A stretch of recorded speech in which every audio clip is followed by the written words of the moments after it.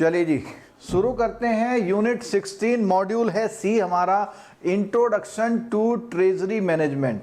और इस यूनिट में जो भी हमारे वहाँ खजाना होता है, ट्रेजरी, उसका मैनेजमेंट, यानी कि आपके पास जो भी फंड होता है, लोन के अलावा जो भी फंड होता है उसका आप क्या करते हैं, या अगर आपके पास शॉर्टेज होती है तो क्या करते हैं। तो ये मॉड्यूल जो है ट्रेजरी मैनेजमेंट के नाम से है। इसमें आप समझ ही गए हो क्या करते हैं। इसके साथ साथ फॉरेक्स का काम भी इसमें होता है, मनी मार्केट का काम भी इसमें होता है, डेरिवेटिव्स का काम भी इसमें होता है, ये सारी चीजें इसमें आती हैं। ठीक, तो इंट्रोडक्शन टू ट्रेजरी मैनेजमेंट। तो कॉन्सेप्ट की बात आती है। Conventionally the treasury function was confined of funds management. कहता है फंड मैनेजमेंट की बात थी, और कैश बैलेंस का जो होता है डे टू डे रिक्वायरमेंट को पूरा करने के लिए, और आपका जो सरप्लस होता है आपके ऑपरेशन से जो जनरेट होता है, सोर्सिंग करना फंड को, जिससे कि कमी है तो आपके पास आ पाए, और आपका जो गैप है, कैश फ्लो का जो गैप होता है कैश आने और जाने का, उसको पूरा कर पाए। In the context of the bank the treasury is also responsible to meet the reserve requirement, यानी आपका CRR का, SLR का जो भी काम होता है वो भी यही करता है। ठीक है, आगे treasury function was essentially liquidity management. शुरू में था in the form and organisation point of view treasury was considered as a service centre, यानी आपको ट्रेजरी को एक सर्विस सेंटर की तरह माना गया था। ठीक है, टू डेट, आज की तारीख में क्या पोजीशन आ गई। Liquidity management continues to be an important function of treasury, ये तो है ही है। और however owing the economic reform deregulation of market which began in India 1991 में जब हुआ था, तो इसका ट्रेजरी का स्कोप बढ़ा दिया गया था। Has since evolved as a profit centre, और आज की तारीख में ट्रेजरी एक प्रॉफिट सेंटर है। यानी कन्वेंशनली ये सर्विस सेंटर था, आज प्रॉफिट सेंटर है। आपको पता होगा कि जो ट्रेजरी डिपार्टमेंट है वहाँ पर जो पोस्टिंग मिलती है वो बहुत अच्छा, बैंकों में एक एग्ज़ाम होता है, उस एग्ज़ाम में अगर आप क्वालिफाई करते हैं तभी आपको वहाँ पे प्लेस मिलता है। और अपना प्रॉफिट सेंटर विद इट्स, और अपनी ट्रेडिंग और इन्वेस्टमेंट एक्टिविटी करता है। Treasury connects the core activity of work, जो बैंक का मेन काम है उसको कनेक्ट करता है with the financial market, which is also A true of the corporate treasuries in non banking companies. अब देखो यहाँ पे नॉन बैंकिंग कंपनी जो होती हैं, जैसे बहुत बड़ी, जैसे मान लिया रिलायंस इंडस्ट्री है, इंडियन ऑयल कॉर्पोरेशन है, भारत पेट्रोलियम है, ONGC है, तो उनकी अपनी अपनी कॉर्पोरेट ट्रेजरी होती है, यानी ये काम वो भी करते हैं। By continuously accessing market of lending, borrowing, investing and trading in finance. अब देखो ट्रेजरी का काम क्या क्या गया, lending, borrowing, investing, trading in financial assets, सारे काम आ गए। And owing to the interface of the market, managing market risk, managing market risk. Question आ जाएगा मार्केट रिस्क कौन करता है, तो ट्रेजरी का जो डिपार्टमेंट है, ट्रेजरी का जो आपका सेक्शन है या जो आपका हेड में वहाँ वो करती है। The entire bank has become an integral part of the, तो अब ट्रेजरी को बहुत इंपॉर्टेंट लिखा था। The treasury play an active role in asset liability management, क्योंकि हमने ALM की बात मार्केट रिस्क में करी थी, तो यहाँ पर ALM जो है ट्रेजरी देखता है। कल किसी ने क्वेश्चन पूछा था कि ये जो ट्रेजरी है मार्केट रिस्क वाला और ट्रेजरी जो नॉर्मल वाला वो एक है। हाँ जी, वो बिल्कुल एक है। ठीक है, the treasury plays an active with its constant exposure to market is well placed to advise the management of the bank for taking internal decisions, say the product pricing। अब देखो एक बात यहाँ पे ये निकल के आई कि जो प्रोडक्ट की प्राइसिंग है और स्ट्रेटेजिक इन्वेस्टमेंट है उसकी बात भी यहीं पे होती है। ठीक है, उसके बाद सिक्योरिटी और फॉरेन एक्सचेंज बिजनेस को मिला दे, उसने बोला two separate department in most of the Indian bank for reason that we would explore later. These two functions have become a part of integrated treasury।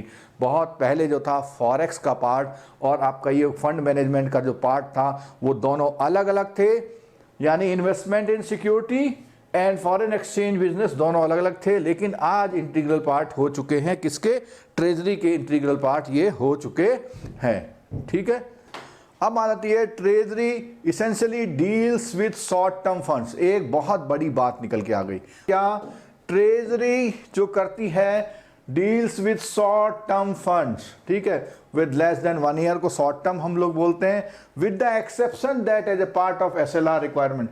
SLR requirement के लिए वो long term investment भी करती है। Exception है investment in some securities held to maturity. Held to maturity का मतलब होता है कुछ ऐसे इन्वेस्टमेंट होते हैं जो 1 ईयर से ऊपर होते हैं, तो उनका भी जो इन्वेस्टमेंट है वो भी करती है। रिस्क मैनेजमेंट फंक्शन करती है, तो रिस्क मैनेजमेंट में मार्केट रिस्क की बात हमारी आ गई थी। Cover the underlying asset and liability across short, medium and long term maturity.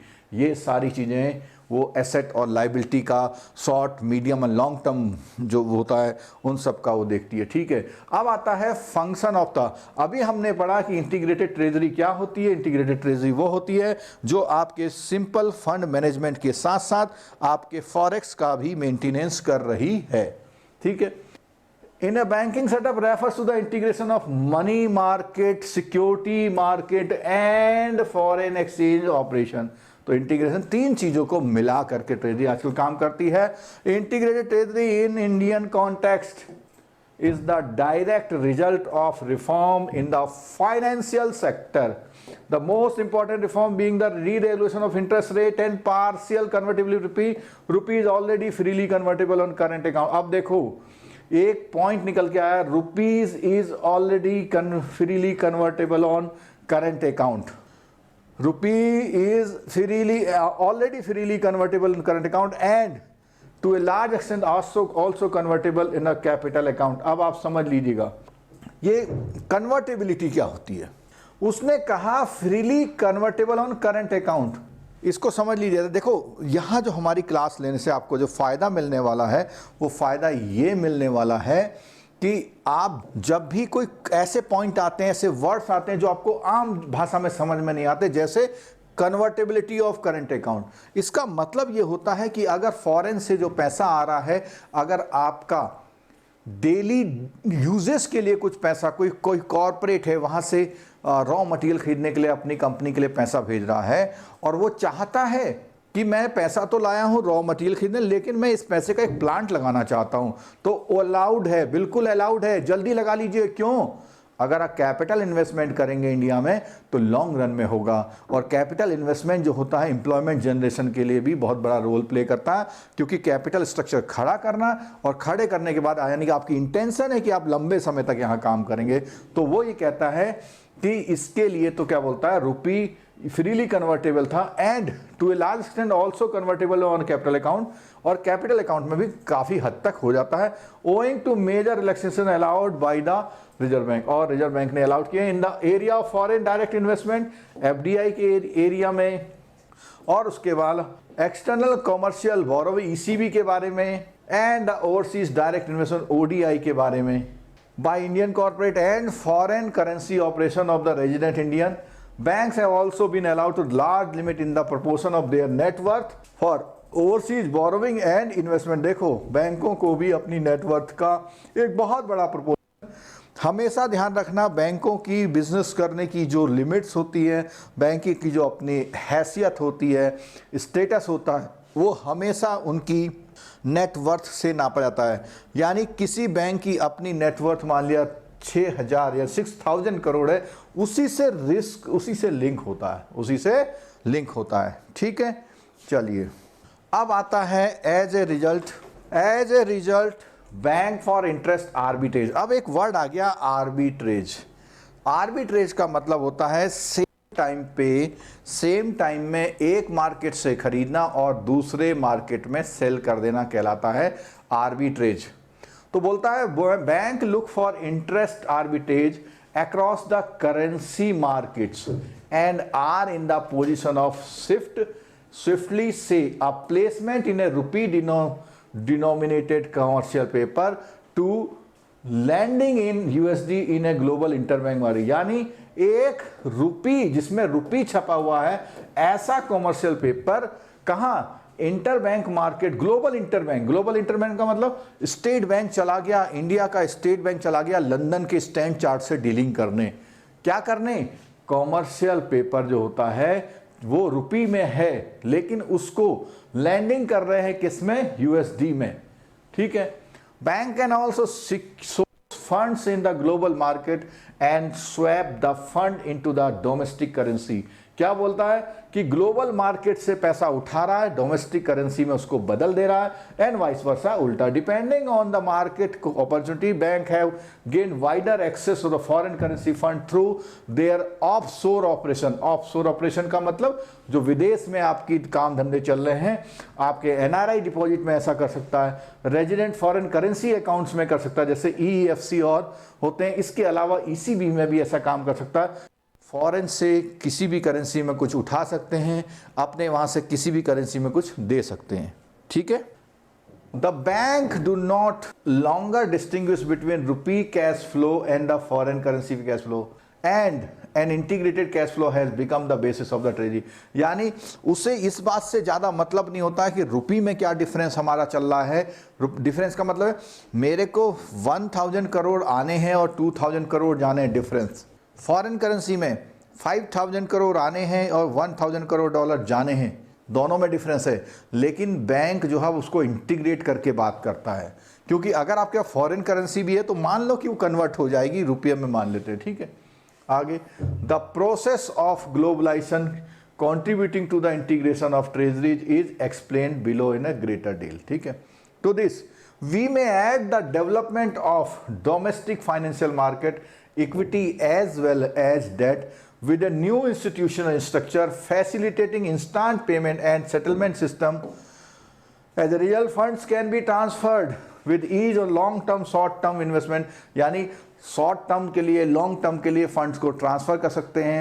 कहां से? From security market to money market कर सकते हैं, from one currency to another currency कर सकते हैं। बहुत इंपॉर्टेंट पैराग्राफ है, और इसी को हम integrated Treasury therefore is in position of operate across the sector, across the currency market, either in the search of higher returns, और ये सब कुछ क्या नहीं कि वो एक मार्केट से दूसरे मार्केट, एक करेंसी से दूसरे करेंसी, और एक आइटम, एक इंस्ट्रूमेंट से दूसरे इंटम, सब कुछ कर सकता है। यानी ट्रेजरी का जो पूरा इस समय जो स्कोप है वो बहुत बढ़ चुका है। ठीक है।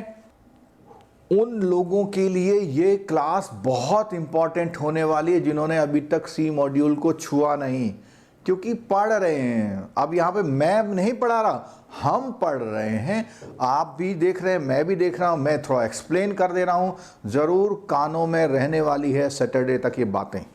आगे बढ़ते हैं। Just as cash flow is a cash flow irrespective of currency in which the denominator, the risk attached to the market operation also needs a common approach cutting across different market. When we operate in the different currencies, deal with the different segment, debt or equity market, we generate currency and interest rate risk or price risk, which together are generally referred as the market। अब देखो सुनो, एक बात आ गई, कहता है अगर आप डिफरेंट करेंसी की डील करते हैं, डिफरेंट सेगमेंट में डील करते हैं, डिफरेंट मार्केट में डील करते हैं, तो हमारे को दो चीजें बोल रहा है। हम currency and interest rate risk or price risk generate कर देते हैं, और यही जो है मार्केट रिस्क की तरह रेफर होता है। इसीलिए ये जो ट्रेजरी के ऑपरेशन है, मार्केट रिस्क में ट्रेजरी डिपार्टमेंट ही आपका जिम्मेदार होता है। It is hence imperative that the integrated treasury also full involved in risk management। में मैंने जो बात बोली वो ये लिखी हुई है, the management of a market often using derivative product, जिनको डेरिवेटिव कहते हैं, help the development of the financial market. यानी जो डेरिवेटिव के बारे में थोड़ा सा बताता हूँ। डेरिवेटिव का मतलब होता है एक मेन प्रोडक्ट के बाई प्रोडक्ट। जैसे अगर मैं बात करूँ एप्पल, सेब, एप्पल कंपनी नहीं, सेब, एप्पल है, एप्पल से आपका जेली बनता है, जैम बनता है, मुरब्बा बनता है, जूस बनता है। ठीक है। तो ये क्या हुआ? These are the derivatives of apple. अब फॉरेक्स डेरिवेटिव क्या हो? फॉरेक्स के जितने आइटम है forex derivative. Money market derivative, money market के जितने इंस्ट्रूमेंट है वो डेरिवेटिव। ठीक है।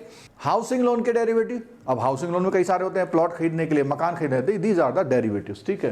फिर क्या बोलता है? As availability of wide variety of derivative tools in the key management currency managing interest and interest rate risk. तो क्या बोलता है? वो कहता है managing currency and interest rate risk को मैनेज करने के लिए बहुत सारे डेरिवेटिव्स अवेलेबल हैं अपने रिस्क को कम करने के लिए। जैसे अभी मैंने हाउसिंग लोन का एग्जांपल दिया था, तो उससे भी आपके वो कम हो सकते हैं। ठीक है, the use of such product is a result of growing A link between the domestic and global market. The integration of the market activities with particular reference to the foreign exchange and use of derivative has brought treasury in a direct contact with the customer who regularly requires such services from the bank। यानी treasury की वजह से अब बहुत सारे लोग जो forex वगैरह की डीलिंग करते हैं उनसे डायरेक्ट टच हो गया है। लार्ज कॉर्पोरेट क्लाइंट भी क्या होते हैं, ट्रेजरी से डील करना प्रीफर करते हैं, यानी लार्ज क्लाइंट होते हैं। कभी आपकी ब्रांच में किसी जियो के, किसी बिरला कंपनी के किसी बंदे का कोई कांटेक्ट हुआ था, नहीं हुआ था, उनकी डायरेक्ट बात वहां होती है। ये कहना चाह रहा है इस पैराग्राफ में, large corporate client now preferred. ठीक है, रादर देन बैंक, ये मैंने बता दिया। अच्छा, आगे the treasury transaction with the customer are known as merchant business. सुन लीजिएगा, the treasuries transactions with the customer are known as merchant business। इसको मर्चेंट बिजनेस है as distinct from the bank's own trading and investment business. तो जो अपना bank का own trading और business investment business होता है, उसके अलावा इस बिजनेस को जो डायरेक्ट ट्रेजरी से कस्टमर करते हैं उसको मर्चेंट बिजनेस बोलते हैं। क्योंकि ये सारे लोग कॉर्पोरेट हैं, इनको मर्चेंट बोलते हैं। Many corporate have their own treasury department, ये हमने पहले भी बात कर ली थी। आगे बढ़ते हैं। अब जो डिपार्टमेंट है, service from the areas such as hedging, export receivable, raising foreign currency loans and overseas investment. तो ये सारे काम करते हैं उनके वो जो डिपार्टमेंट होते हैं। क्या, हेजिंग, एक्सपोर्ट रिसीवेबल्स, यानी जो एक्सपोर्ट रिसीवेबल हमको होने वाले हैं उसमें आगे आने वाले समय में फॉरेन करेंसी का रेट कहीं कम ना हो जाए, उसको हेज करते हैं। हेज करने का मतलब होता है कि आपने होने वाले लॉस को लिमिट करना। ठीक है, raising foreign currency loans and overseas investment. We may now restate the deriving force of integrated. क्या क्या चीजें देखो, इसमें बोलता है कि जो इंटीग्रेटेड ट्रेजरी में, वही बात थोड़ा दोबारा आएगी लेकिन फिर भी सुनते चलिए। क्वेश्चन आ सकता है कि आउट ऑफ दीज कौन सा नहीं करता। तो बोला सबसे पहले इंटीग्रेटेड कैश मैनेजमेंट, जो अभी तक हमने पढ़ा उसका जिस्ट आ रहा है। इंटीग्रेटेड कैश फ्लो मैनेजमेंट करता है, इंटरेस्ट आर्बिट्रेज करता है। आर्बिट्रेज का मतलब है कहीं और से फंड उठा के कहीं और को लोन दे देना। ठीक है, ग्लोबल रिसोर्सेज पे एक्सेस करता है, कॉर्पोरेट डिमांड करता है, हाई एंड सर्विस देता है उनको। और risk management, we may summarise the function of the, अब उसकी ये फंक्शन है। ये क्या है, फंक्शन है। और ये क्या है, ड्राइविंग फोर्स, किन की वजह से इंटीग्रेटेड ट्रेजरी की ये बातें होती हैं। ठीक है, मतलब इतने काम की वजह से ट्रेजरी डिपार्टमेंट का ये चल रहा है सब कुछ। ठीक है, we may summarise the functions की बात आती है। ये भी आपका एक क्वेश्चन आ सकता है, क्या फंक्शन है। तो CRR SLR हो गया, ग्लोबल कैश मैनेजमेंट हो गया, efficient merchant service which include the foreign exchange and advisory service, optimising profit by exploiting market opportunity in the forex market. अब ये जो बात आई है यानी कि एक्सप्लॉइटिंग मार्केट अपॉर्चुनिटीज। अब एक्सप्लॉइटिंग मार्केट अपॉर्चुनिटी कहाँ कहाँ बोली उसने बोली, एक तो फॉरेक्स मार्केट में बोली है, एक काम बोली है उसने फॉरेक्स मार्केट में बोली है, और मनी मार्केट में बोली है, सिक्योरिटी मार्केट ये से भी है, से भी डेट है, ये डेट इक्विटी और क्रेडिट डेरिवेटिव्स के मार्केट में बोली है। उसके बाद रिस्क मैनेजमेंट की बात आई है, ये फंक्शंस की बात आ रही है, managing the market risk for the bank या एंटिटी जो भी है, असिस्टिंग बैंक मैनेजमेंट इन ALM, एसेट लायबिलिटी मैनेजमेंट में भी यही ट्रेजरी जो है आपका काम करती है। ठीक है, और treasury activity 10 encompasses fund management, investment, वही सब चीजें आ रही हैं। देखो, अब देखो हम ये टॉपिक पढ़ रहे हैं, इस टॉपिक में घुमा फिरा के फिर वही बातें आ रही हैं। ठीक है, वही चीज़ों को बार बार बोल रहा है। आगे, to this we may further add the involving role of treasury in managing the balance sheet risk in coordination with other banking department. It is necessary to understand the and appreciate the 3 distinct, ये भी question आपका है, कौन से 3 distinct roles वो करता है।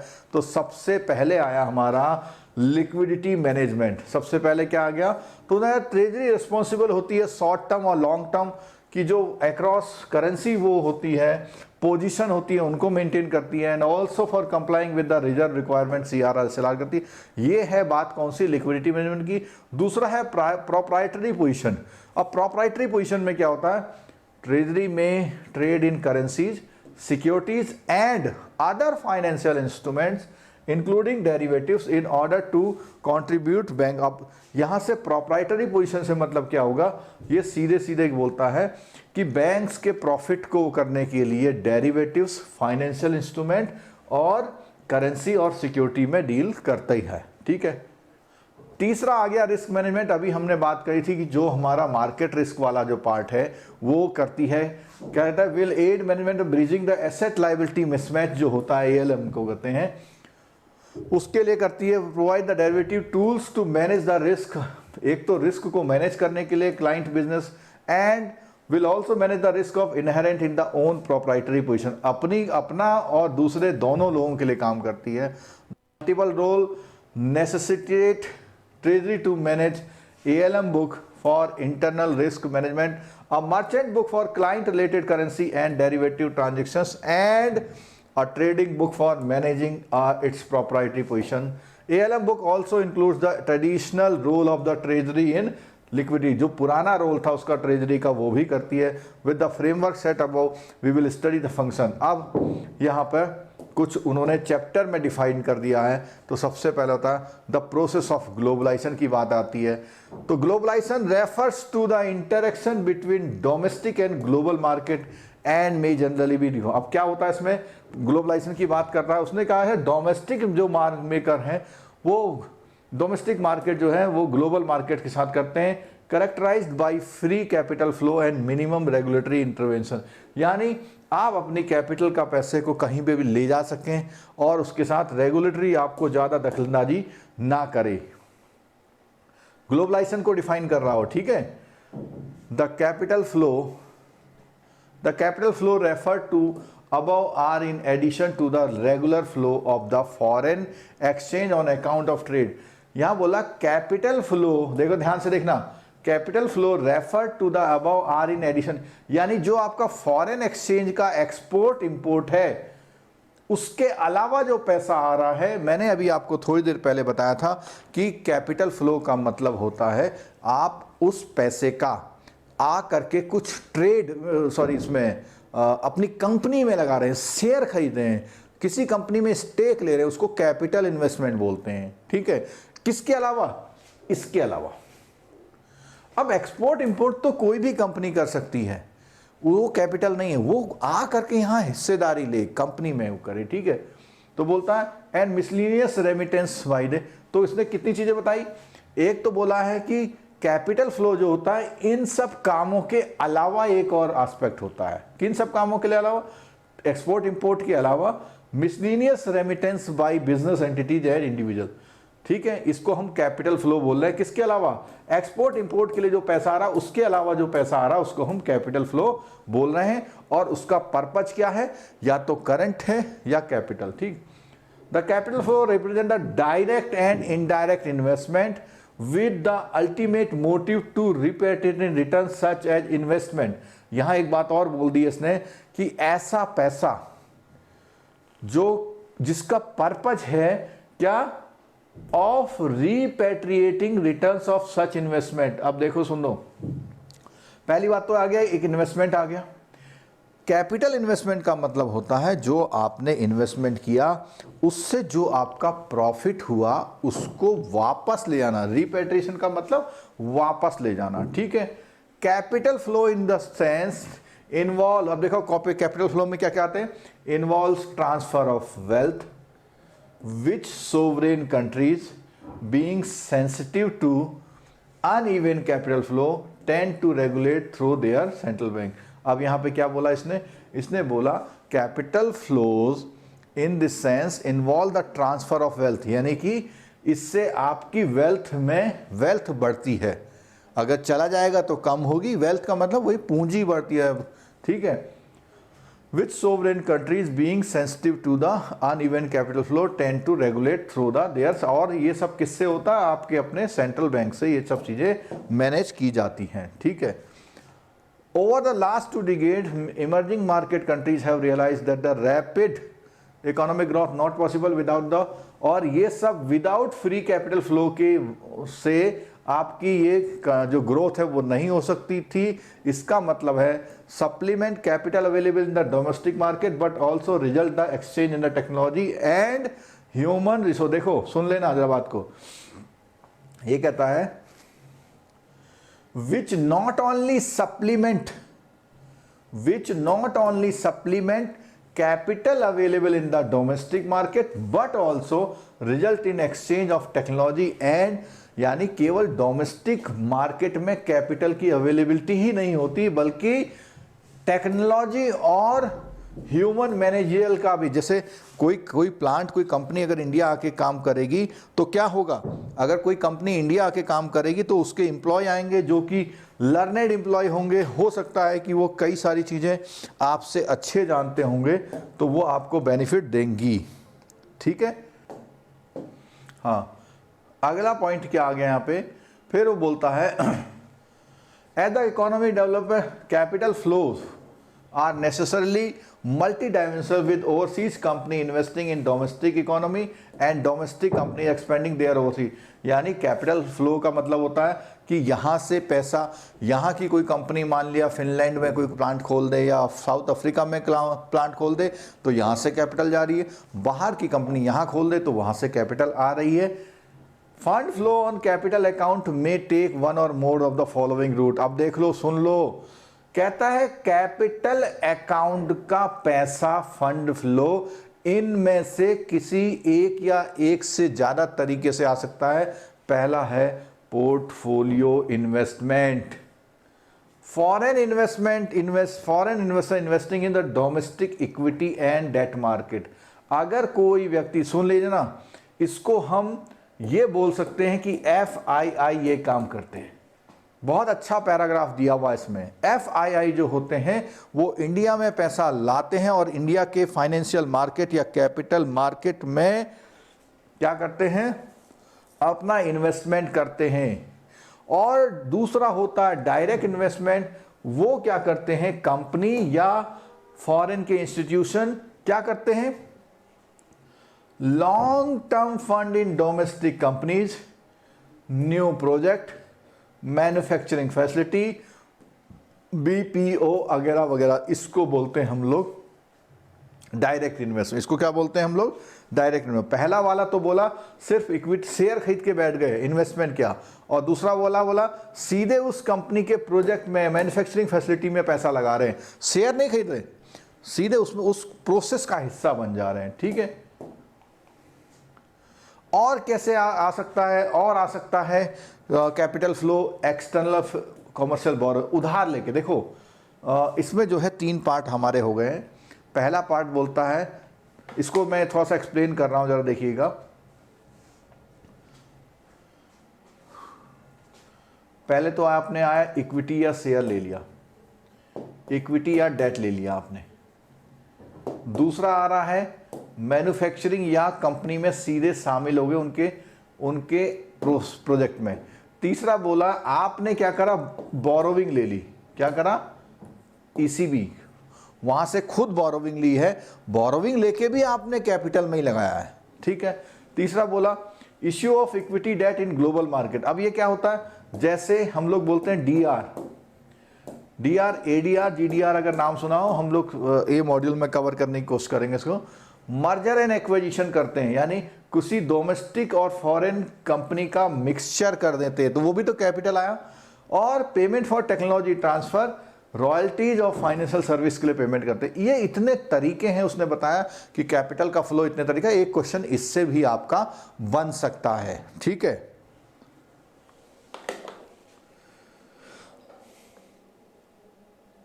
Portfolio investment का मतलब है शेयर या इक्विटी में इन्वेस्टमेंट करना, ठीक है। जो FII होते हैं, आप सुनोगे जब न्यूज आती है कि FII ने 10,000 का पोर्टफोलियो बाई कर लिया।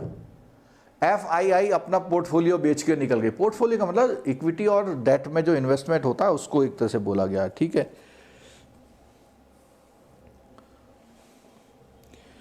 मोहम्मद सजाउद्दीन जी SLR 18% है।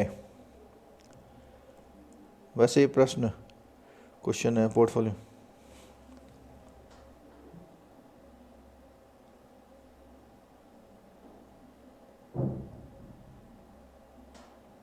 चलो गुड, बहुत बढ़िया। आप लोग साथ रहेंगे तो हम साथ हैं, आप लोग नहीं रहेंगे तो हम भी नहीं है। All the about transaction involve the payment of receipt of interest. अब देखो ये जितने भी ऊपर ट्रांजेक्शन है उसमें बोलता है इन्वॉल्व होता है उसमें पेमेंट हो, इन्वॉल्व पेमेंट और receipt of interest, fees, dividend and repatriation of capital denominated foreign currency, sometime cumulatively referred to as transfer of saving। यानी अगर इन सब की बात करें जो जिन लोगों ने पैसा लगाया था वो पैसा यहाँ से लगा देते हैं, यानी ट्रांसफर ऑफ सेविंग का नाम दे दिया है, ठीक है। और कैपिटल फ्लो से इंपैक्ट क्या होता है, मनी सप्लाई आपके वहाँ ज़्यादा बढ़ जाती है, इंटरेस्ट रेट में फ़र्क होता है, एक्सचेंज रेट में फ़र्क होता है, इन्फ्लेशन एक्सपेक्टेशन बढ़ जाती है, बैलेंस ऑफ पेमेंट। अच्छा, बैलेंस ऑफ पेमेंट बहुत बढ़िया क्वेश्चन आ गया, इस क्वेश्चन को समझ लीजिएगा। Balance of payment and balance of trade में क्या फ़र्क है। देखो balance of payment broad term है, balance of trade small term है। यानी आपके क्रॉस बॉर्डर से कुछ भी पैसा आए या यहां से क्रॉस बॉर्डर से जाए किसी भी काम के लिए तो बैलेंस ऑफ पेमेंट है, और सिर्फ ट्रेड के लिए आए जाए तो उसको, जैसे मान लिया किसी आपके दोस्त ने 10 लाख रुपए यानी कि 7,000 USD आपको क्या कर दिए, गिफ्ट कर दिए, तो आया तो पैसा है, तो उससे आपका बैलेंस ऑफ पेमेंट का फर्क आता है। और अगर उसने वो पैसा भेजा और यहाँ से कुछ खरीदवा दिया आपसे, वो जैसे उसने कहा भाई यहाँ से आप जो है यहाँ का जो हैंडीक्राफ्ट का है 2 लाख का माल हमको भेज दो ट्रेडिंग के लिए, तो वो बैलेंस ऑफ ट्रेड जिसको हम एक्सपोर्ट और इंपोर्ट भी बोलते हैं, ठीक है। चलिए इतना ही समझ आते हैं अभी आगे। फिर बोलता है in domestic though the capital inflow supplement domestic resources, the impact is not always be high. Sudden rise or fall in the portfolio investment may lead to the increase in volatility। अब देखो volatility अभी हमने market risk में पढ़ा था, volatility माने होता है बहुत तेजी से किसी चीज के प्राइस में कम ज्यादा होना। अगर बहुत तेजी से हो रहा तो हाई वॉलेटिलिटी है, और अगर नहीं हो रहा तो नहीं है, और मिड है तो mid. Interest rate and exchange rate, इस पे भी फर्क पड़ता है, thereby increasing the risk to investor, और उससे क्या होता है कि आपका जो इन्वेस्टर है उसको रिस्क बढ़ जाता है। Domestic economy becomes susceptible to systematic risk, यानी कि ऐसा जब ये सब चीज़ें हो रही हैं, रेट बढ़ रहे हैं, इंटरेस्ट रेट बढ़ रहा है, तो उससे आपकी वॉलेटिलिटी में फर्क पड़ रहा है, इन सब चीज़ों से आपको सिस्टमेटिक रिस्क होता है। Owing two factor like inflation, change in business cycles, regulatory, ये सब इफेक्ट आते हैं उससे। The east Asian crisis, the system failure in the financial market and the erosion of value currency, the east Asian one partly caused by the massive withdrawal of the funds of the fund. तो वहाँ पे क्या हुआ था, foreign investor थे बहुत सारे, उनका पैसा लगा हुआ था और उन्होंने अपना पैसा निकाल लिया था। आगे है since alter the government central place some regulation, तो उन्होंने क्या क्रॉस बॉर्डर पे कुछ रूल रेगुलेशन ला दिए, ठीक है। Economic and financial reform initiated by India since the have given the impetus the capital market and Reserve Bank of India has been progressively relaxing that. और इसमें इकोनॉमिक फाइनेंशियल के reforms के चक्कर में RBI ने क्या करा है, उस पर एक्सचेंज कंट्रोल में काफ़ी ढील दी है।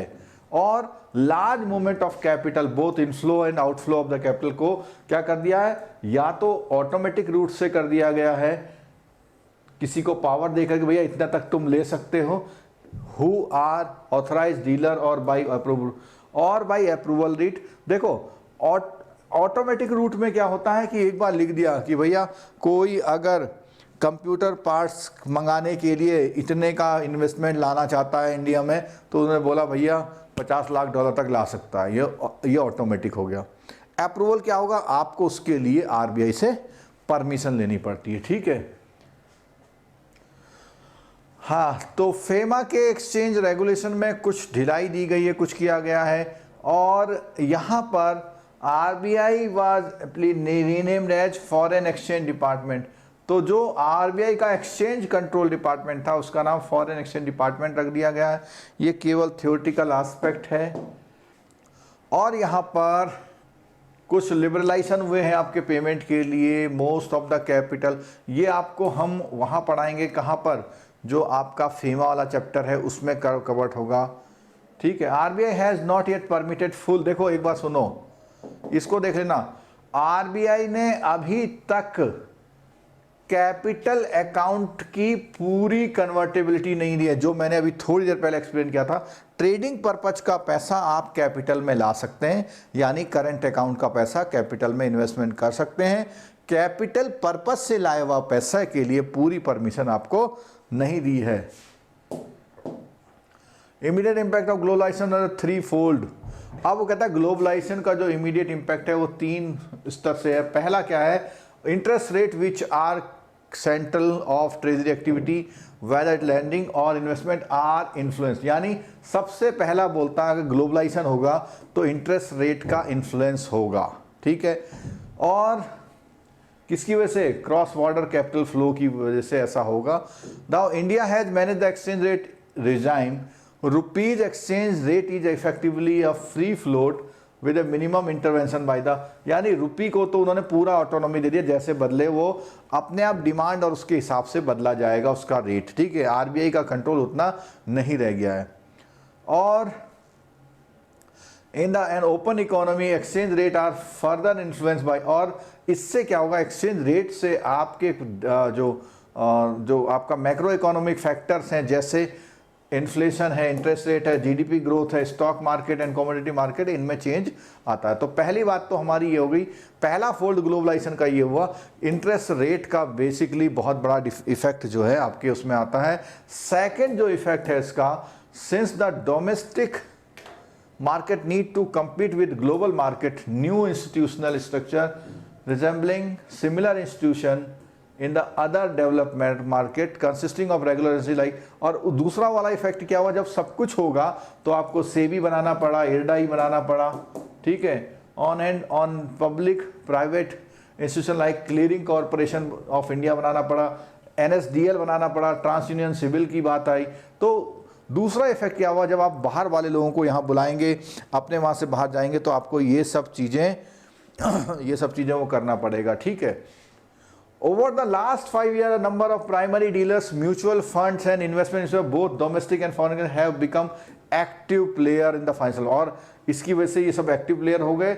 और नए इंस्टीट्यूशन जो हैं जिन्होंने क्या कहा, contributed deepening the debt and equity market and eliminating counter party risk in the. तो इन्होंने बोला कि जो ट्रेजरी डीलिंग होती है, ट्रेजरी डीलिंग में डेट और इक्विटी की डीलिंग्स खूब होने लग गई, जिससे काउंटर पार्टी रिस्क थोड़ा सा कम हो गया, एलिमिनेट हो गया। Today we have a payment settlement, और हमारे वहाँ आरबीआई, सीसीएलआई, डिपॉजिटरी इंस्टीट्यूशंस हो गए हैं जिनसे हम अपना पेमेंट सिस्टम बढ़िया करके रखते हैं। ठीक है। जैसा और जगह पे ग्लोबल सिस्टम है वो सब हमने कर लिया। तीसरी बात आई यहाँ पे, आरबीआई ने क्या करा, आरबीआई अलाउ रूपी derivative in the phased manner the range of product of, और जब डेरिवेटिव की बात आएगी तो इस मैंने पहले ही बताया था कि रेंज ऑफ प्रोडक्ट, डेरिवेटिव का मतलब तो और नए नए प्रोडक्ट आना। ठीक है। बहुत ज़्यादा हो गए, इनोवेटिव प्रोडक्ट स्ट्रक्चर आ गया। ठीक है। वाइड्स बाय यूज, और क्या होने लग गया, स्वैप का यूज, फॉरवर्ड का यूज, ऑप्शन का यूज, इन सब का use, not only hedge currency and interest rate but also दो ट्रेडिंग एंड जनरेशन प्रॉफिट। तो पहले जो इनका यूज होता था केवल करेंसी और इंटरेस्ट रेट को हेज करने, यानी कि उस रिस्क को, currency and interest rate risk को कम करने के लिए होता था। लेकिन आजकल इसके लिए जो है इन सब चीज़ों का यूज ट्रेडिंग के लिए हो रहा है और जनरेटिंग प्रॉफिट के लिए भी हो रहा है।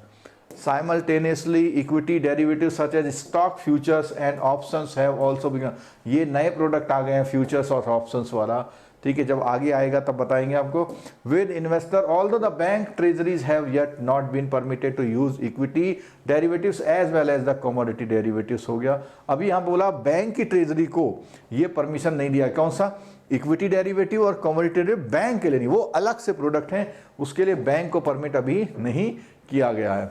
रिसेंटली क्या हुआ है, currency and interest rate futures launch हो गए हैं, क्रेडिट डिफॉल्ट स्वैप CDS बोलते हैं, और introduced under credit default swap में ये होता है कि एक लोन आपने लिया हुआ है, उस लोन को कवर करने के लिए, एक लोन आपने लिया हुआ, उस लोन को कवर कर दूसरे को दे दिया, या दूसरे से लोन लिया हुआ आपने ले लिया, तो इस तरह का चेंज करा जाता। ठीक है।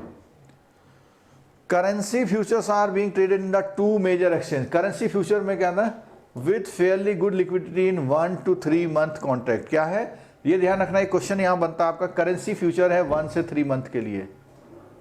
करेंसी फ्यूचर के जो कॉन्ट्रैक्ट हैं वो 1 से 3 महीने के लिए होते हैं। Interest rate future market has also activated with the trading in the interest rate future IRFS on a notional coupon bearing 10-year government of India security।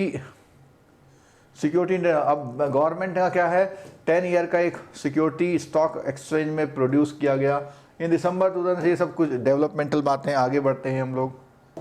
91 का ट्रेजरी बिल आ गया है हमारे पास। ट्रेजरी बिल 3 होते हैं, 91, 182 और 364। ध्यान रखना, 2 साल 5 साल के coupon bearing national government security आ गई है। ठीक है, कूपन बियरिंग इंडिया सिक्योरिटी, और फर्दर द इलेक्शन एलिजिबिलिटी और exchange traded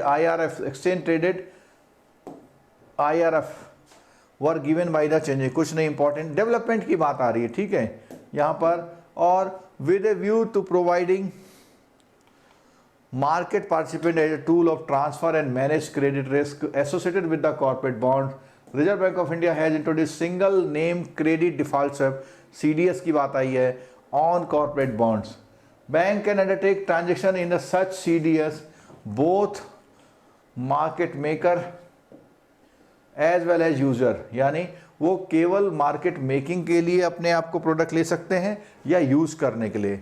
as user bank can buy CDS to hedge banking book, trading book exposure, cross currency futures and exchange traded options have also been. यहाँ पे ये थोड़ा development की बात कर रहा है, ये चीज़ें आपकी फैसिलिटी जो है आ गई है। RBI has permitted to borrow through the overseas correspondent से आप in foreign currency subject to ceiling 100% of their unimpaired tier 1। अब देखना जरा यहाँ पे, अगर टीयर 1 कैपिटल की बात आती है तो फिर वही बात आती है, क्या आती है, नेट वर्थ की बात आती है, यानी कैपिटल की बात, या USD 10 मिलियन जो भी ऊंचा हो उससे ज़्यादा नहीं ले सकते। यानी आपकी अगर कैपिटल खूब सारी है तो आप जितना चाहे ले लो, अगर आपकी कैपिटल कम है तो आप मैक्सिमम कितना ले सकते हैं, 10 मिलियन USD तक आप क्या कर सकते हैं, बोरो कर सकते हैं ओवरसीज करस्पॉन्डेंट से। यानी आप अपने बैंक के लिए पैसा बाहर से भी बोरो कर सकते हैं। ठीक है, चलो आगे देखते हैं। Effectively these relaxation substantial fund flow are freely convertible and which can be deployed in the domestic market। यानी पैसे की अवेलेबिलिटी के लिए आपके बहुत सारे रास्ते बन गए, और इस ग्लोबलाइजेशन से क्या होगा, आपका स्कोप ऑफ ट्रेजरी बहुत बढ़ गया, और two winds blowing across the global currency market we make clarify. कुछ नहीं, चलो नीचे आ जाओ। Evolving role of the treasury profit centre. अब वो कहता है कि भाई प्रॉफिट, जैसे पहले हमने बोलता कि ट्रेजरी जो है सर्विस सेंटर होते थे, अब जो है ट्रेजरी को जो है प्रॉफिट सेंटर की तरह देखा जाना लगा। तो रिपीट अवर अर्ली स्टेटमेंट कन्वेंशन ट्रेजरी, तो यहाँ पर वो वही पुरानी बात बोल रहा है कि भैया पहले जो थे वो सर्विस सेंटर थे और अब ऐसे हो गए। और पहले क्या था, operated only in money market पे ऑपरेट करते थे। Merchant business was attended through the foreign exchange department, while banks investment asset were managed through the separate department. Thus there was a free effectively the treasuries operating in the 3 different markets which have seen in the integrated.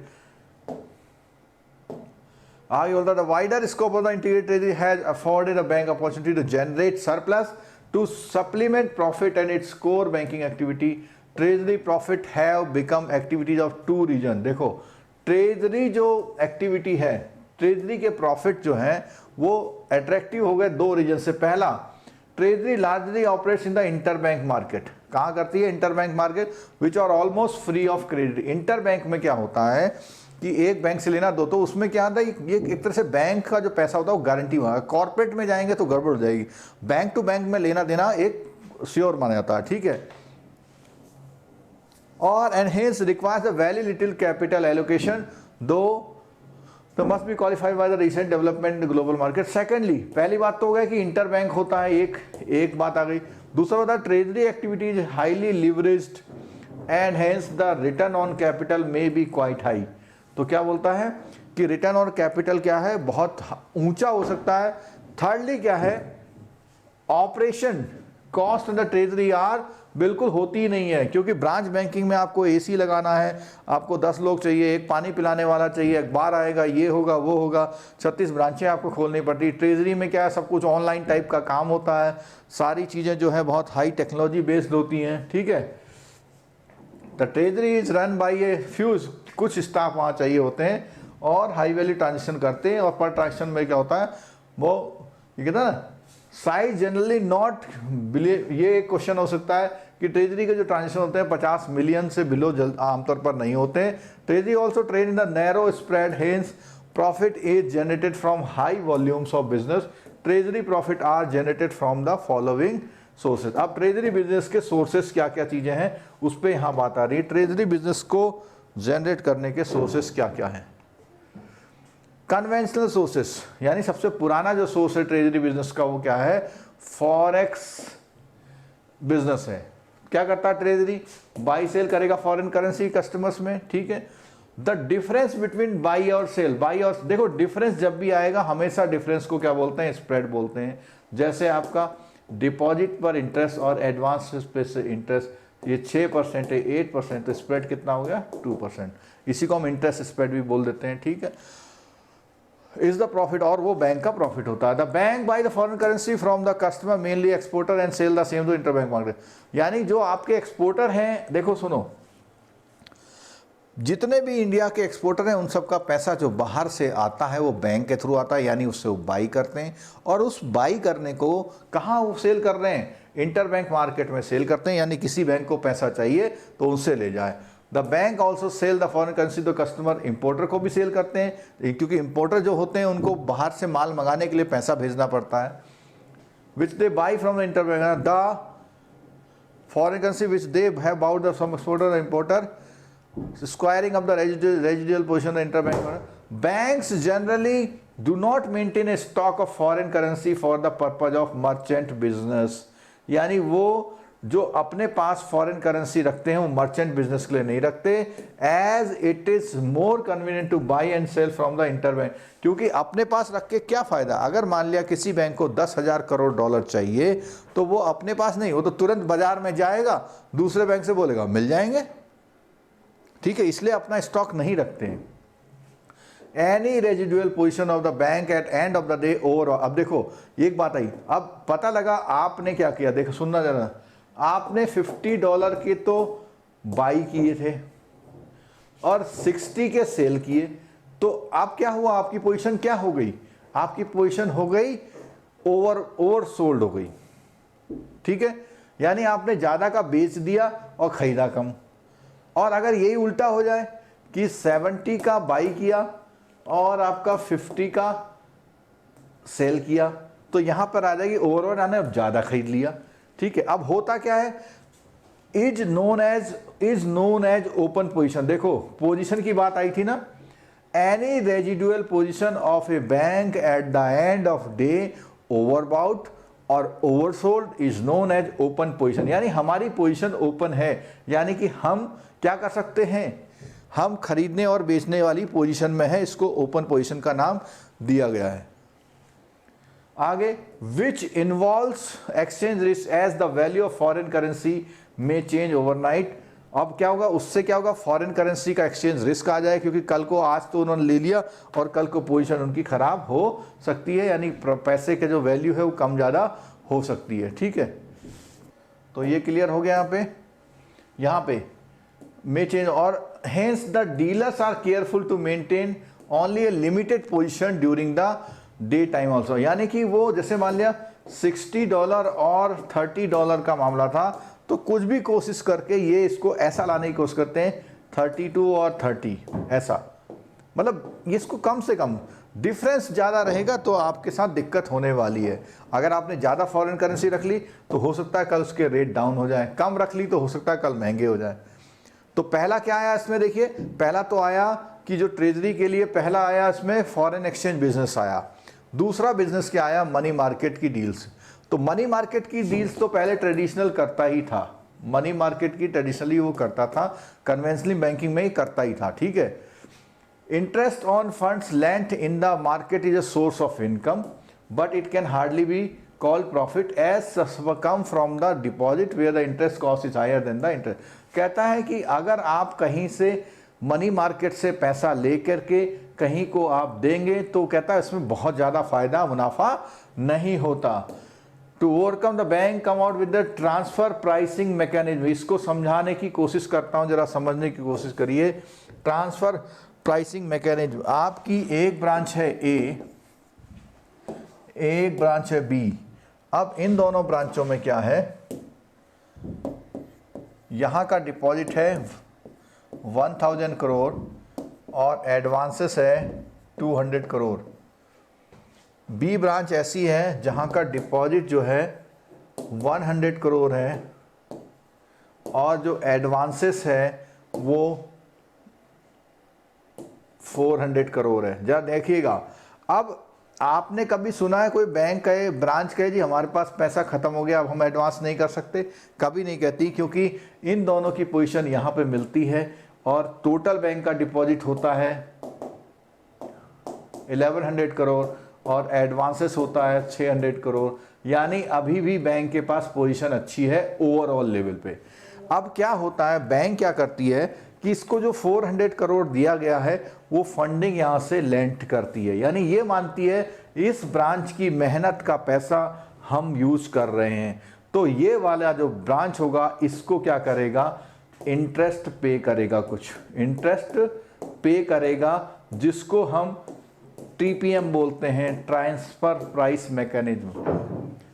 Transfer price mechanism यानी कि उसकी cost जो लगी है वो यहाँ से मिल रही है, क्योंकि ये इतना पैसा रखता रहेगा और एडवांस नहीं देगा तो उसको इंटरेस्ट का लॉस हो सकता है, जिसको हम टीपीएम बोलते हैं, ठीक है। आगे बढ़ते हैं हम लोग। तो ट्रांसफर प्राइस मैकेनिज्म का जो मैंने एग्जांपल दिया, ये एग्जांपल दिया कि ये जो सारा फंक्शन हो रहा है ये पूरा फंक्शन कौन मेंटेन कर रहा है, ट्रेजरी मैनेजमेंट का फंक्शन पूरा मेंटेन करता है। वो देखता है किस ब्रांच के पास ज़्यादा पैसा है, किस ब्रांच के पास कम पैसा है, इसको पूरा मेंटेन करता है वो, ठीक है। और to overcome the bank come out the treasury comes out know the cost of fund which they receive from branches. Till fairly recently, banks were circumspect in borrowing funds in the interbank market only for the purpose of lending with profit. बाहर से पैसा केवल तभी लेती है जब उसे बहुत सस्ता पैसा मिल रहा होता है, ठीक है। इन्वेस्टमेंट एक्टिविटी, थर्ड आ गया इन्वेस्टमेंट। तो पहली एक्टिविटी फॉरेक्स की थी, दूसरी एक्टिविटी मनी मार्केट की थी, तीसरी एक्टिविटी इन्वेस्टमेंट की एक्टिविटी है। इन्वेस्टमेंट की एक्टिविटी मतलब कि इन्वेस्टमेंट के लिए बैंक को पहले तो एसएलआर रिक्वायरमेंट के लिए वो करना पड़ता है, और otherwise not very active in investment the non government securities. तो जो है income from risk free investment was not considered to be significant, यानी बैंक ऐसा नहीं कर सकता पब्लिक से पैसा लेके उसको बहुत सिक्योर्ड एनवायरनमेंट में डाल दे, ऐसा नहीं करता बैंक, ठीक है। Such as subsidiary and associate company where returns on investment were only the secondary importance. तो ये बोल रहा है, क्या बोल रहा है, इन्वेस्टमेंट एक्टिविटी में बोलता है जहां पे इन्वेस्टमेंट रिटर्न जो है वो सेकेंडरी ऑब्जेक्टिव है, इंपॉर्टेंस है। The development of corporate debt market in fact is in recent phenomena which followed by the removal of RBI restriction on bank investment and dematerialisation of security in the 90s। कुछ नहीं, तो bank अपने पैसे को SLR purpose के अलावा भी कहीं कहीं इन्वेस्टमेंट में करना। अच्छा, अब कहता है जो ट्रेजरी है, कंटेम्प्रेरी ट्रेजरी का प्रॉफिट क्या था, तो उसमें बोलता है बाइंग सेलिंग फॉरेन एक्सचेंज की बात आई, मनी लैंडिंग की बात आई, इससे करता है। लेकिन however the treasury profit are increasingly derived from the market operation involving buying selling and borrowing lending investing and tradable asset taking a proprietary position not with the intention to the meeting customer requirement और for the meeting reserve requirement of bank but only runner at the same time. कुछ नहीं है, चलो। हाँ, interest arbitrage. अब कुछ ऐसी technical चीज़ें आ रही हैं जिसको आपको समझना है कि इंटरेस्ट आर्बिट्रेज क्या होती है। पहली बात तो मैंने बोली, आर्बिट्रेज का मतलब होता है किसी एक मार्केट से कुछ उठाना या खरीदना और सेम टाइम पे उसे दूसरे मार्केट में सेल कर देना, उसको बोलते हैं आर्बिट्रेज। अब इंटरेस्ट आर्बिट्रेज क्या होता है? The treasury operates across the currency and security market, hence it is in the position to find where the interest differential are in its favor। तो कहीं से वो कहता है अक्रॉस द मार्केट में वो जब डील करती है तो क्या बोलती है वो, and security market, currency and security market में करती है। क्या बोलता है? The treasury may borrow USD and land rupees. इसको समझना इंटरेस्ट आर्बिट्रेज को, मतलब उसने कहा यूएसडी खरीदा। अब यूएसडी खरीदा अमेरिका से, अमेरिका में चल रहा 1.2% रेट। ये आपका न्यूमेरिकल भी आता है कि आपने $50 यूएसडी उठाया जहां पे रेट 3% है। आपके पास दो ऑप्शन है। क्या ऑप्शन है? कि आप इस $50 को कन्वर्ट कर लीजिए। क्या कन्वर्ट करते हैं? अगर मैं इसको कन्वर्ट कर लूं और 70 का रेट मान लेता हूं तो कितने हो जाएंगे? और यहां पर है कितना रेट? 6%। एक साल बाद देखते हैं जरा, 1 ईयर के बाद, 1 ईयर के बाद ये कितना हो जाएगा?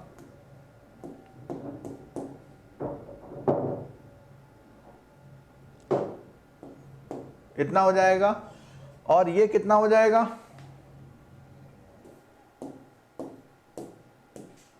ठीक है, यानी उसने वहां से पैसा उठाया और उसको कन्वर्ट नहीं किया, ये ऐसा ही रहने दिया। तो वहां से अगर वहां से पैसा वो कर रहा है तो वहां 3% का है, तो वो उस पैसे का ये मानेगा इतना हो गया है। एक केस। दूसरा केस में उसने कन्वर्ट कर लिया। अब कन्वर्ट कर लिया तो उसका इंडियन रुपीस के हिसाब से इतना हो गया। आज की तारीख में क्या रेट है? मान लिया आज की तारीख में 50 ही रेट रखते हैं। कितना रखते हैं? 50 रखते हैं। देखना, तो 50 रखते हैं तो ये कितना हो जाएगा? 5 7 जा हो जाएगा 4, इतना हो गया। तो ये जो है आपका $51.5 इंटू 50, ठीक है। तो $51 आपके आज की तारीख में इतने हो गए। तो आपको ये देखना है, डिसीजन लेना है कि आप उसको कन्वर्ट करेंगे या आगे चलते रहने देंगे। ठीक है, अभी तो हमने 50 में एग्जांपल लिया। ऐसा भी हो सकता है कि 50 की जगह रेट कितना हो जाए? 60 हो जाए। तो 60 रेट हो जाएगा। तो यहां पर 60 रेट अगर होता है तो ये और कम हो जाएगा। कितना हो जाएगा? इतना करीब हो जाएगा। तो ये जो है रेट ऑफ इंटरेस्ट किस कंट्री में कितना है, हमारी कंट्री में कितना है, उन दोनों कंट्री के इंटरेस्ट रेट के हिसाब से वो करते हैं। ठीक है, तो यहाँ क्या है, इंटरेस्ट आर्बिट्रेज में बोलना है कि कहीं पर किसी कंट्री का रेट ऑफ इंटरेस्ट और किसी कंट्री का रेट ऑफ इंटरेस्ट अलग अलग होता है, तो वो फॉरेन करेंसी को कन्वर्ट करें या ना करें, depending on the domestic and foreign interest rate. और the treasury may borrow the money market and invest in short term and commercial paper. तो ये एक मार्केट से पैसा उठाना, दूसरे मार्केट में पैसा लगाना, सिर्फ इसलिए कि उसका इंटरेस्ट रेट का रिटर्न अलग है, उसका इंटरेस्ट रेट का रिटर्न अलग है, ऐसा। Banks with a good credit standing may borrow large amount in a money market and lend to the other banks highly rate. जो अच्छे, जैसे मान लिया किसी बैंक को मनी मार्केट से 10,000 करोड़ मिल सकता, उसने उठा लिया वहाँ पे, और मनी मार्केट में 4% का रेट था। अब जो कमजोर रेटिंग के बैंक थे उनको तो मनी मार्केट से मिल नहीं रहा है, तो वो क्या करेगा, उनको उधार दे देगा। और किसकी वजह से? सिर्फ इंटरेस्ट रेट की वजह से, प्राइस की वजह से नहीं, इंटरेस्ट रेट की वजह से। ठीक है, as the future market continue to develop treasury may also कुछ नहीं। चलो आगे बढ़ जाते हैं। Treasury today uses the variety of money market instruments such as commercial paper, certificate of deposit। देख लो, आपका एक क्वेश्चन यहां से, एक क्वेश्चन यहां से आने की पूरी चांस है। ये 4 पॉइंट मैंने लिखे, आपको पता होना चाहिए कॉमर्शियल पेपर क्या होता है। बता दें यहीं पे, वैसे तो आगे आएगा वहीं बताएंगे। चलो, आपको पता होना चाहिए सर्टिफिकेट डिपॉजिट क्या होता है, आपको पता होना चाहिए ट्रेजरी बिल्स क्या होते हैं और सी वैल्यू क्या होते हैं। ठीक है, जब ट्रेजरी प्रोडक्ट का टॉपिक चलेगा वहां पे बता देंगे। ठीक, the treasury thus has a choice of different currencies and market segment to borrow or lend और इन्वेस्ट शॉर्ट टर्म फंड्स। तो पहली बात आई, देखो ट्रेजरी क्या करती है। देखो, एक तो इंटरेस्ट आर्बिट्रेज से पैसा कमाती है, ये बोला प्रॉफिट सेंटर क्या है उसके। ठीक है, एक तो बोला उसने क्या करती है, वो इंटरेस्ट आर्बिट्रेज, कहीं से सस्ते रेट में लेके कहीं पे सस्ते रेट में बेचती है। अब आया ट्रेडिंग करना। ट्रेजरी क्या है, ट्रेडिंग भी करती है। यानी ट्रेडिंग इज क्या है, एक स्पेकुलेटिव। यानी आज मैं डॉलर खरीद लूँ और मैं कहूँगा साहब कल जो है ये डॉलर बहुत महंगा होने वाला है। अगर कल क्या है, ये डॉलर बहुत महंगा होने वाला है, तो आप क्या करेंगे, जल्दी से ले लेंगे ना। इसी को बोलते हैं speculative activity, where profit arrives out of favourable price movement in the buying और selling. Currency trading since has been long been the core of the forex dealing activity. Bank holding AD1 का licence होता है बैंकों को, और वो trading currency कर सकती है। ट्रेजरी में गो लॉन्ग और short on currencies, the profit the exchange rate movement. Treasury may also swap the currency, और ट्रेजरी क्या है, करेंसी का स्वैप भी करती है। यानी डॉलर को खरीद के, उसकी डॉलर को खरीद के और उसको जापानीज येन के बदले में बेच देती है।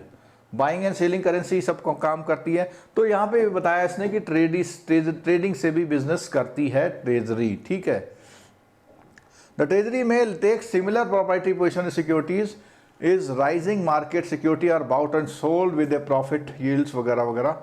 चलो आगे बढ़ते हैं। यहाँ पे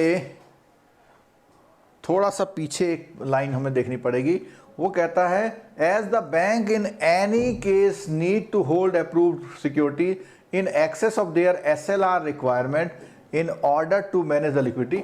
हाँ, आगे government security constitute the most liquid segment of debt market and are traded on wholesale debt market. यानी गवर्नमेंट सिक्योरिटी जो होती है होलसेल डेट मार्केट में ट्रेड करी जाती है। कहाँ पे, नेशनल स्टॉक एक्सचेंज में। Active treasuries deal not only with the government security but also the corporate bonds, जो नॉन SLR बॉन्ड होते हैं। देखो, गवर्नमेंट सिक्योरिटी में इन्वेस्टमेंट करते हैं तो आपका किस काम आता है, SLR के काम आता है। लेकिन कॉर्पोरेट में पैसा लगाते हैं तो नॉन SLR कहलाता है। The equity instrument as so as to contribute the bank profit. ठीक है, treasuries over the last decade have also become the activity. Equity market में भी ट्रेजरी डील करने लग गई है, ये बताया जा रहा है यहाँ पे। और despite the volatility of the equity prices as Indian economy witnesses steady growth, however in terms of the volume banks participate in stock market in peripheral. अब देखो सुनो, वो कहता है कि स्टॉक मार्केट में उसका जो पार्टिसिपेशन डायरेक्ट ना होके पेरिफेरल है। इसका मतलब क्या है, वो स्टॉक मार्केट के आसपास की एक्टिविटियों में इन्वेस्टमेंट के डायरेक्ट शेयर नहीं खरीदती वो। As RBI restricts the bank direct and indirect exposure of the capital market by imposing limit, उसने उसकी लिमिट बना रखी है। तो ये बोला कुछ ऐसे आइटम जो स्टॉक मार्केट की जैसे होते हैं उनसे डील करती है। ठीक है, another area is almost exclusive to banking sector is trading its in credit instrument. The instrument available in the segment are securitized credit receivables and other asset commonly known as the pass through credit. देखो ये question समझ लेना, ये question कल आ सकता है। The instrument available in this segment are securitized credit receivables and other assets commonly known as pass through certificate issued by special purpose vehicle floated by the banks for the specific purpose of the securitization। सुन लेना, आपको ये पहली बात तो जो SPV word आया, ये आपके रिटेल वाले पेपर में ये वर्ड जरूर मिलने वाला, जिसका नाम है special purpose vehicle. Special purpose vehicle का मतलब है ऐसी कंपनियां जिनका कोई खास पर्पज होता है। ऐसी कंपनियां जिनका कोई खास पर्पज होता है, जैसे सरफेसी एक्ट में securitisation asset and reconstruction company होती है, वो जो सर्टिफिकेट इशू करती है तो उन्हें हम स्पेशल पर्पज व्हीकल बोलते हैं।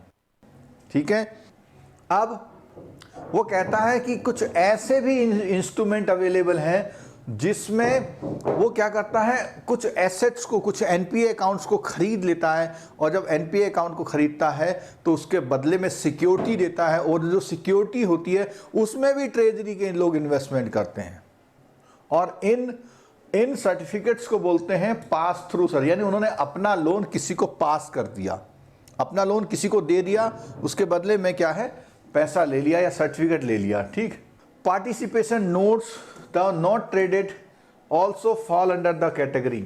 The underlying assets are variously described as collateralised debt obligation asset backed. ये कुछ हो गया, चलो। Securitization process and has also introduced single name credit default swap। Credit default swap में भी यही होता है कि आपने कोई लोन किसी का खरीद लिया ऑन कॉर्पोरेट बॉन्ड्स, आपने क्या है, कॉर्पोरेट बॉन्ड्स पे किसी का लोन खरीद लिया, which may entirely change the shape of the market. While trading in the currencies and security, treasuries are open market risk or price risk where they may incur loss, price of currency, exchange rate, और ये सब कुछ हो सकता है। तो कह रहा है ट्रेजरी के जितने ऑपरेशन होते हैं उनको मार्केट रिस्क का ओपन वो होता है, यानी ट्रेजरी के ऑपरेशन मार्केट रिस्क को अट्रैक्ट करते हैं। Bank have also been the permitted trade in some derivative product and some larger bank have been market maker in options and interest rate swaps. Derivative have added the range of product available in treasury trading as well as risk management.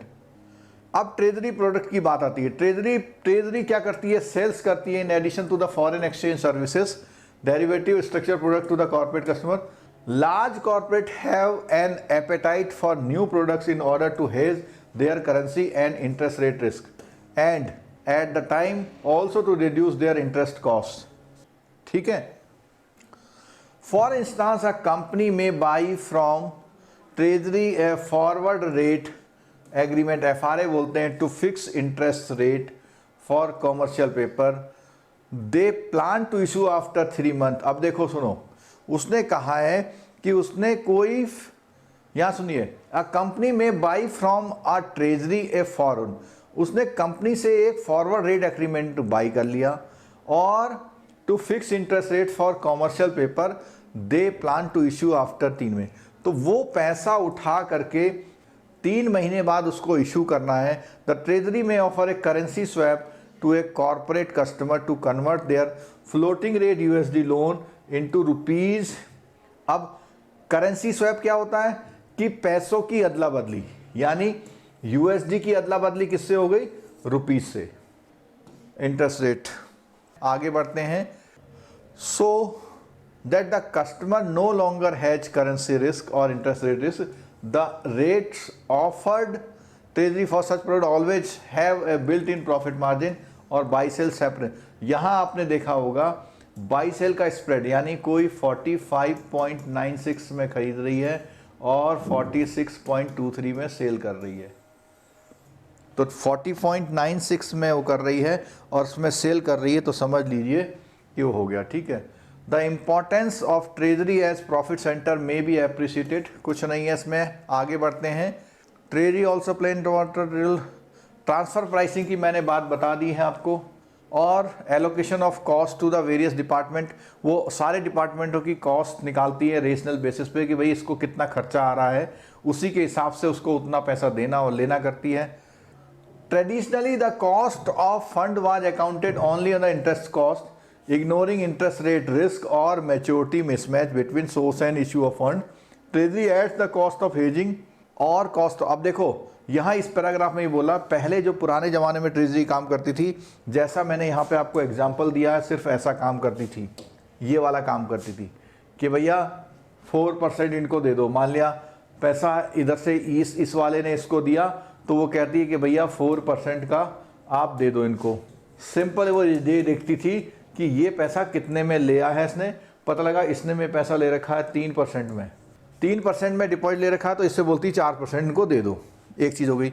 लेकिन अब वो कहती है कि ठीक है 3 और 4 तो समझ में आ रहा, लेकिन इसमें से कुछ माइनस कर लेती है। वो कौन क्या चीज माइनस कर लेती है? वो माइनस कर लेती है जो रिस्क है, हेजिंग है, उसके खर्चे हैं, कुछ ऐसी चीजों को एडजस्ट कर लेती है। ये बोला यहाँ पे treasury adds the cost of hedging और cost of risk to the cost of fund and help ascertain profitability of banking activity more accurately. यानी जो पैसों का दायां बायां कर रहे हैं, लेन देन कर रहे हैं, उसमें भी अगर कोई रिस्क इन्वॉल्व है तो उसको एडजस्टमेंट करेगी। मैं in the process a small margin is added to the treasury profits for acting as funding centers of the bank. We would study transfer price in greater details in the following chapter. अब transfer price mechanism का कुछ आया है, concept मैंने बताया है। अब आपका आगे आने वाले उसमें ट्रांसफर प्राइस के बारे में कुछ बताएगा। अब एक क्वेश्चन कम से कम आने वाले इस चीज़ों में से आ रहा है। क्या आ रहा है? ऑर्गेनाइजेशन, ट्रेजरी का ऑर्गेनाइजेशन कैसे होता है। जैसे मैंने मार्केट रिस्क आपके साथ, ऑपरेशन रिस्क और क्रेडिट रिस्क में ऑर्गेनाइजेशनल स्ट्रक्चर की बात करी थी, ऐसे ही ट्रेजरी का भी अपना एक स्ट्रक्चर होता है, कैसे वो काम करती है। बोलता है is organise either the department of the bank as a specialised branch under direct control of the bank's head office. यानी कई बार क्या एक ब्रांच ही पूरा संभालती है, कई जगह एक डिपार्टमेंट होता है। The treasury functions with a degree of autonomy, उसको बहुत सारी ऑटोनॉमी होती है। विद इट्स ओन अकाउंटिंग, अपना अकाउंटिंग सिस्टम होता है। The branch strategy is preferred as the books of account. Treasury can be maintain independent, अपना उसका P&L अलग होता है और अपना जनरल लेजर अकाउंट अलग होता है। और दूसरा है department form has the advantage of easier coordination with the related departments at head office such as central accounts and planning department। ठीक है, यानी ब्रांच वाले में तो कहता है कि वो पूरी ब्रांच के हिसाब से काम कर रही है, और कई बार क्या होता है एक अलग ही डिपार्टमेंट होता है, उसका सब कुछ अपना अलग होता है, तो उनको जवाबदेही होती है कि कितना आपने कमाया और कितना नहीं कमाया। Treasury as specialised enjoy the additional advantage as the branch can act as authorised dealer for foreign exchange business and can participate in the clearing and settlement system direct। और क्या करती है ट्रेजरी? डायरेक्ट ही पेमेंट सेटलमेंट क्लियरिंग में participate कर लेती है। while head office department can only act through the as a branch, वो ब्रांच की तरह काम करता है। ठीक है, we may therefore conclude that the concept of integrated treasury, the treasury branch should be the preferred from the a treasury branch should be the preferred form of the organization। The treasury is headed, अब देखो यहां आ गया structure, ये देख लो। Treasury is headed a senior management person, कोई general manager हो सकता है, कोई चीफ ट्रेजरी ऑफिसर हो सकता है, वाइस प्रेसिडेंट हो सकता है, या कोई ऑफिसर विद अ सिमिलर, मतलब बहुत सीनियर डेजिग्नेशन वाला बंदा होता है। Treasury being a key activity of the bank, head of the treasury should be a person who would report direct to, ये क्वेश्चन आया हुआ है कई बार। ट्रेजरी का जो बंदा होता है, जो हेड होता है, वो सीधे किसको, CFO या CEO को रिपोर्ट करता है। However the level of reporting and delegation, जो रिपोर्टिंग और डेलीगेशन होती है वो डिपेंड करती है कि आपका बैंक कितना बड़ा है और क्या इंपॉर्टेंस आप अपने उसको देते हैं। Treasury is segregated with 3 main division. ये देखो क्वेश्चन आ गया है सामने 1 मार्क्स, तो क्वेश्चन क्या है वो ये देखिए। तो उसके 3 मेन डिवीजन होते हैं। कौन कौन से? पहला डिवीजन होता है डीलिंग रूम,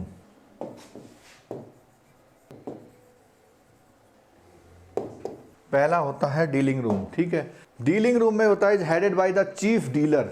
डीलर का हेड कौन है? Chief dealer, who is in charge of the front office. अब देखो वो जो डीलर होता है वो फ्रंट ऑफिस का इंचार्ज भी होता है। The dealer working under him buy and sell the market. अब चीफ डीलर के नीचे कौन आ गए भैया? Chief dealer. यहां पे चीफ डीलर इनका बॉस है, चीफ डीलर जो है इनका बॉस है। ठीक है, इनके नीचे बोला 1 या 2 क्या हो से डीलर्स हो सकते हैं। क्या होंगे इनके नीचे? डीलर्स हो सकते हैं। ठीक है, अब आगे क्या कहता हो? Each dealer specify one of the market. अब कोई फॉरेन एक्सचेंज का है, कोई मनी मार्केट का है, कोई सिक्योरिटी मार्केट का है। All in integrated the dealers are generally familiar with the all market. तो कहने का अब वही बहुत बड़ा डिवीजन है।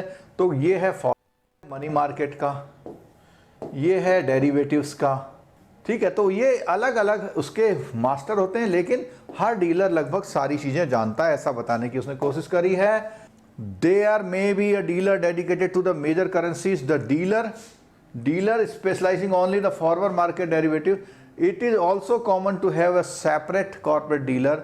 अब कई बार क्या होता है कि उस जो डीलर हैं वो कई कॉर्पोरेट के इंडिविजुअल डीलर भी हो सकते हैं। यानी इंडियन ऑयल को डील करने वाला अलग ही डीलर है, भारत पेट्रोलियम करने वाला अलग ही डीलर है, ठीक है। Exclusive to attend to major corporate customers, तो बड़े बड़े लोगों को अलग कर सकते हैं। In large bank treasury will also have the ALM desk to exclusively manage the bank ALM का रिस्क, और ट्रेजरी के पास ही एक ALM डेस्क भी होती है, ठीक है। The security market is normally divided into 2 parts, primary और सेकेंडरी। ये हमने बता रखा है। प्राइमरी वो होता है जहाँ से बल्क में आप सिक्योरिटी लेते हैं और उस सिक्योरिटी को लेकर रिटेल में छोटे छोटे टुकड़ों में बेचते हैं, उनको आप सेकेंडरी मार्केट बोलते हैं। The securities dealer deals only with the secondary market, buying और selling of the security already available in the market on behalf of the bank. The dealer may also क्या करता है, पार्टिसिपेट ऑक्शन की, जो government security की auction होती है उसमें पार्टिसिपेट करता है, ट्रेजरी बिल्स की सिक्योरिटी में। और जो RBI करता है, treasury who are active in equities may also have the separate equity dealer भी होता है उनके पास, who have be dealing with the equity instrument secondary market. यानी कुछ ट्रेजरी में कुछ ऐसे डीलर्स भी होते हैं जो सीधे शेयर मार्केट में इन्वेस्टमेंट पे अपना वो करते हैं, ठीक है। आगे बोलता है प्राइमरी मार्केट की बात आ रही है। Primary market comprise new issue, भला बल्क में लेते हैं किस चीज़ को, नॉन गवर्नमेंट डेट पेपर है, commonly referred as to non SLR जो होते हैं उनके लिए है privately, issued by corporate issue करते हैं, mostly placed privately with the qualified. अब प्राइवेटली प्लेस्ड का मतलब समझ लो, प्राइवेटली प्लेस्ड का मतलब ये होता है कि जो आपको पता ना लगे। पब्लिकली प्लेस्ड का मतलब पूरी आम जनता को पता है कि भाई वहाँ सिक्योरिटी मिल रही है। प्राइवेटली प्लेस्ड का मतलब होता है कुछ खास लोग हैं, आप उन्हीं को बुला रहे हैं कि भैया ले जाओ security.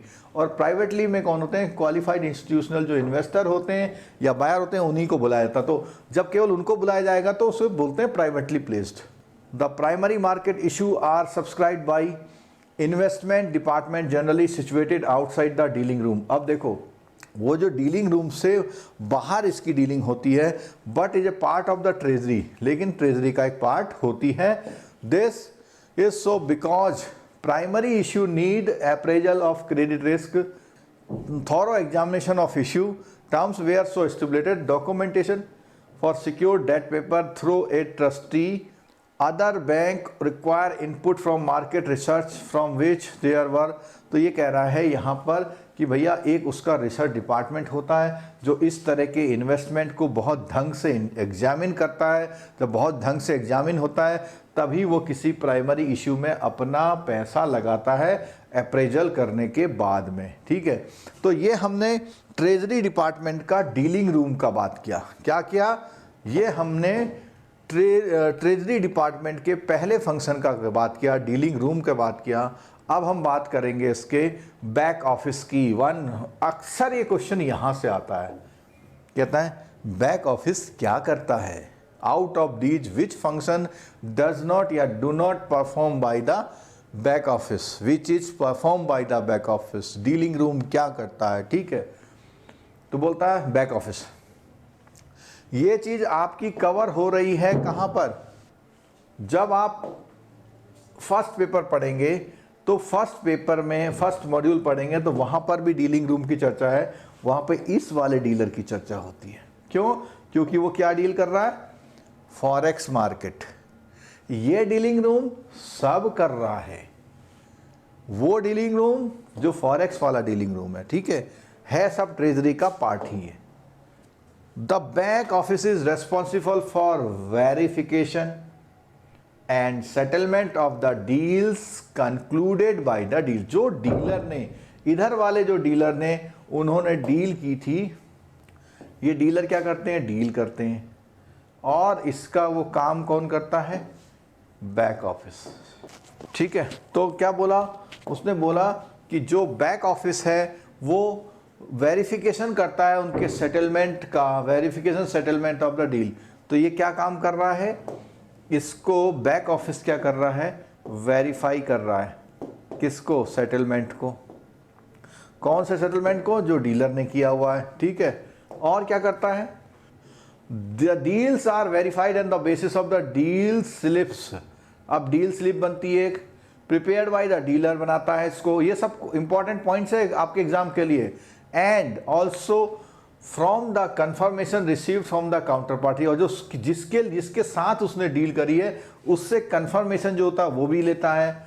The back office confirms the deals independently with the counter parties, banks and other institution over phone and verify the authenticity of the confirmation document। यानी जो डीलिंग आपके डीलर्स ने कर दी उसको वेरीफाई करने का काम बैक ऑफिस करता है। वो चाहे फोन से या डॉक्यूमेंट से, किसी से भी वो कर सकता है। The back office takes care of all related book keeping and submission of periodical returns to RBI. क्या करता है वो कहता है कि ये भी ध्यान रखना, जो रिटर्न सबमिट करता है आरबीआई को वो भी बैक ऑफिस करता है। Back office also maintains nostro account, बहुत इंपॉर्टेंट क्वेश्चन है, with the correspondent bank funding and security account with the RBI के साथ भी अकाउंट बैक ऑफिस मेंटेन करता है। डीमेट अकाउंट डिपॉजिटरी के साथ भी बैक ऑफिस मेंटेन करता है। And ensure the adequate margin money is held with the clearing corporation. Clearing corporation के साथ जो मार्जिन मनी को भी हेल्ड वही बैक ऑफिस करता है, चाहे वो रुपये की हो, डॉलर की सेटलमेंट की हो। CCIL maintain settlement guarantee fund by the collecting the margin money from the constituents in order to avoid payment failure. Bank का फेलियर ना हो जाए उसको मेंटेन करने का काम भी बैक ऑफिस करता है। Settlement refers to the receipt and payment of the amounts following deals made by the dealer. Settlement का मतलब जिसने जो पैसे लेने और देने हैं, सेल और परचेज करनी, उन पैसों का आना और जाना। लैंडिंग या बोरोविंग करना, सेल और परचेज करना, ये सारे काम कौन करता है? बैक ऑफिस करता है। और बैक ऑफिस के कौन से फंक्शन में होते हैं काम? सेटलमेंट में। Settlement the key function of back office as all payments and receipts must take place in the valid date. यहाँ बोलता है settlement is the key function of back office as well payment and receipts must take place on the valid date का मतलब जो उसमें तारीख लिखी हुई है, बोला कि यहाँ से 2 दिन बाद होना है तो उसको valid date बोलते हैं। Any delay in the settlement would not only result in the financial loss to the bank but delay in the payment and considered as default by the bank severely affect in the severely affect in the bank, और bank की position खराब हो जाती है इससे। ठीक है, It's mandatory that front office and back office are totally segregated reporting to the 2 different manager। क्या है? front office and back office are totally segregated reporting to 2 different manager। यानी front office की रिपोर्टिंग कहीं और है और back office की reporting कहीं और है। ठीक है, अब आया अगला पार्ट, आया बहुत इंपॉर्टेंट, मिडिल ऑफिस क्या करता है? Mid office is created exclusively to provide information to management, MIS बोलते हैं, to implement risk management system. Mid office monitors exposure limits and stop loss limit to the treasury and report to the management on key parameter performance. सुन लो जरा, mid office की बात कहता है। एक तो ये मिड ऑफिस का काम क्या है? MIS का काम है, जो भी सूचना इधर से इंफॉर्मेशन आ रही हो करता है, और रिस्क मैनेजमेंट का इम्प्लीमेंट सिस्टम भी यही बनाता है, इम्प्लीमेंट रिस्क मैनेजमेंट सिस्टम बनाता है। Mid office monitor exposure limit. Exposure limit क्या होता है? एक्सपोजर लिमिट होता है कि आपको जो भी लिमिट तय करी गई है बोर्ड ने या RBI ने, उसका कम या ज़्यादा होने का जिम्मेदारी किसका है? मिडिल ऑफिस का, रोक देगा। And stop loss limit, stop loss का मतलब कि कितना तक आप लॉस ले सकते हैं। And report to the management on key parameter performance. Transfer price mechanism may also भी इम्प्लीमेंट। अब देखो TPM भी कौन करता है? मिडिल ऑफिस करता है। ट्रांसफर प्राइस मैकेनिज्म भी TPM करता है। ठीक है, mid office is in smaller bank mid office may also function as ALM support group. ALM support group हमने जब मार्केट रिस्क पढ़ा था तो इसका नाम सुना था हमने। एसेट मैनेजमेंट लायबिलिटी कमेटी को सपोर्ट करता है, ठीक है। As the balance sheet risk management is closely connected with the treasury risk management, ठीक है। आरबीआई गाइडलाइन के अनुसार mid office should compromise the expert of market risk management. कि कौन लोग बैठते हैं यहाँ पे? मार्केट है, क्योंकि मार्केट रिस्क मैनेजमेंट का पूरा इंप्लीमेंटेशन यही करता है। इकोनॉमिक्स बैठते हैं वहाँ पे, स्टैटिस्टिशियन बैठते हैं, एंड जनरल बैंकर बैठते हैं, and may be functionally placed directly under the ALCO. The mid office should also be separated from treasury department and should not be involve in the day to day management. अब देखो, वो ये कह रहा है कि जो मिड ऑफिस है उसको डेली काम झंझट में, आप ऐसे समझ लो कि मिड ऑफिस आपके रीजनल ऑफिस की तरह काम करता है। The mid office should apprise the top management ALCO treasury about the adherence to prudent risk parameter and also aggregate the total market risk. तो देखो, बार बार ये कह रहा है जो मार्केट रिस्क का जितना जिम्मेदारी है वो सारी मिड ऑफिस को दे रखी है, और वो टॉप मैनेजमेंट को बताता रहता है, ऑल्को को बताता रहता है, या ट्रेजरी को बताता रहता है कि ये चीज़ें होने वाली हैं, हो रही हैं, ठीक है। Because of the peculiar nature of the work attached with the mid office, the most of the bank, the mid office, even though resides in the treasury, reports to the head of risk management department of the bank so as to ensure the compliance। अब देखो, वो report किसको कर रहा है? कह रहा है ट्रेजरी में ही उसका दफ्तर होता है, ट्रेजरी में ही वो बैठते हैं मिड ऑफिस वाले, लेकिन रिपोर्ट करते हैं किसको? टॉप को। कहाँ करते हैं? देखो, head of risk management department of the bank. क्यों? क्योंकि रिस्क को मेंटेन करने का एक्सपर्ट होते हैं, मार्केट रिस्क को एक्सपो करने के, ये सारा काम ट्रेजरी रिस्क का मैनेजमेंट का पूरा काम करते हैं, तो इसलिए वो आपके उनको रिपोर्ट करते हैं, ठीक है। अगला है ट्रेजरी में इन्वेस्टमेंट डिपार्टमेंट एक और। As stated earlier we deal the primary issue जो होते हैं उनके लिए whenever the suitable offer is received the department would put up an investment proposal and obtain approval from appropriate level, minimum marketable investment being 5 crore. The investment proposal are scrutinized closely and are generally considered by an investment committee होती है यहाँ पे before the sanction of the. तो यानी कभी भी कोई primary market में कुछ आपको सिक्योरिटी परचेज करनी है, आप पैसा लेके जा रहे हैं और वहाँ से कुछ सिक्योरिटी ला रहे हैं, इन्वेस्टमेंट कर रहे हैं बल्क में, तो उसको आपको इन्वेस्टमेंट डिपार्टमेंट वो करेगा जो प्रॉपरली एक प्रपोजल बनाएगा और स्क्रूटनी करेगा और अप्रूवल लेगा। कहाँ पे? बीइंग ₹5 करोड़। कितना? क्योंकि इसमें जो पहला इन्वेस्टमेंट होगा वो कितने का होगा? सबसे छोटा इन्वेस्टमेंट वो 5 करोड़ का होता है, तो इसलिए इसको वो करते हैं, ठीक है। अच्छा, द अदर डिपार्टमेंट और क्या होते हैं? ट्रेजरी अकाउंट्स का होता है, एडमिनिस्ट्रेशन का होता है, सिस्टम एडमिनिस्ट्रेशन का होता है, रेमिटेंसेस का होता है, would only administrative in the nature. Some banks may also prefer to have their inter branch cash transfer department, जो मैंने बोला ना ट्रांसफर प्राइस मैकेनिज्म वाला। As the treasury maintains the banks account with RBI, RBI के साथ maintain करती है। Typical organization chart और the bank treasury is attached with. और यहाँ पर एक ये जो चार्ट दिया हुआ है इस पे आप जरा गौर जरूर फरमाइए। ये आपके 1 नंबर के 1 मार्क्स के क्वेश्चन को बहुत एलोबरेटली वो कर सकता है, समझा सकता है। क्या है? देखो जरा, देखो ये चार्ट है, इस चार्ट को देखिएगा आप जरा ध्यान से। सबसे पहले हमने क्या क्या चीज़ें आपको बनाई थी? जनरल मैनेजर या सीटीओ या हेड ट्रेजरी होता है इसका, और इसमें एक चीफ रिस्क ऑफिसर होता है, ठीक है। फिर यहाँ बोला कि चीफ डीलर, डीलिंग रूम का जो बॉस होता है वो चीफ डीलर होता है, ठीक है। और एक चीफ डीलर ये है, मान लिया वो forex, money market, security trading, equity trading, इन सब के लिए करेंसी मार्केट, इतने सारे डीलर्स रखता है। ये बताया था स्पेशल वाले रखता है। आगे बोला उसने कहा एक इक्विटी इन्वेस्टमेंट के लिए हो सकता है। फिर बोला चीफ डीलर हो सकता है, वो चीफ डीलर डीलिंग में फॉरेक्स, मनी मार्केट और सिक्योरिटी ट्रेडिंग के लिए हो सकता है, ठीक है। उसके बाद चीफ डीलर डीलिंग रूम क्या हो सकता है? पॉलिसी एंड एमआईएस के लिए हो सकता है। एएलएम सपोर्ट ग्रुप के लिए भी एक चीफ डीलर होता है। एक चीफ डीलर किसके लिए होता है? अकाउंट्स एचआर ट्रेनिंग, जो लास्ट में आया था ना यहाँ पे कि और भी काम करता है करके, ठीक है।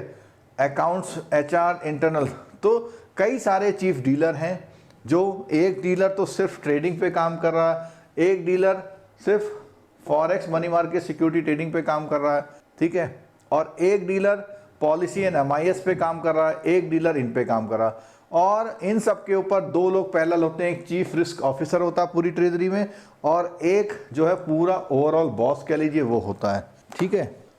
चलिए जी, अब हम बात करते हैं यूनिट 17 ट्रेजरी प्रोडक्ट।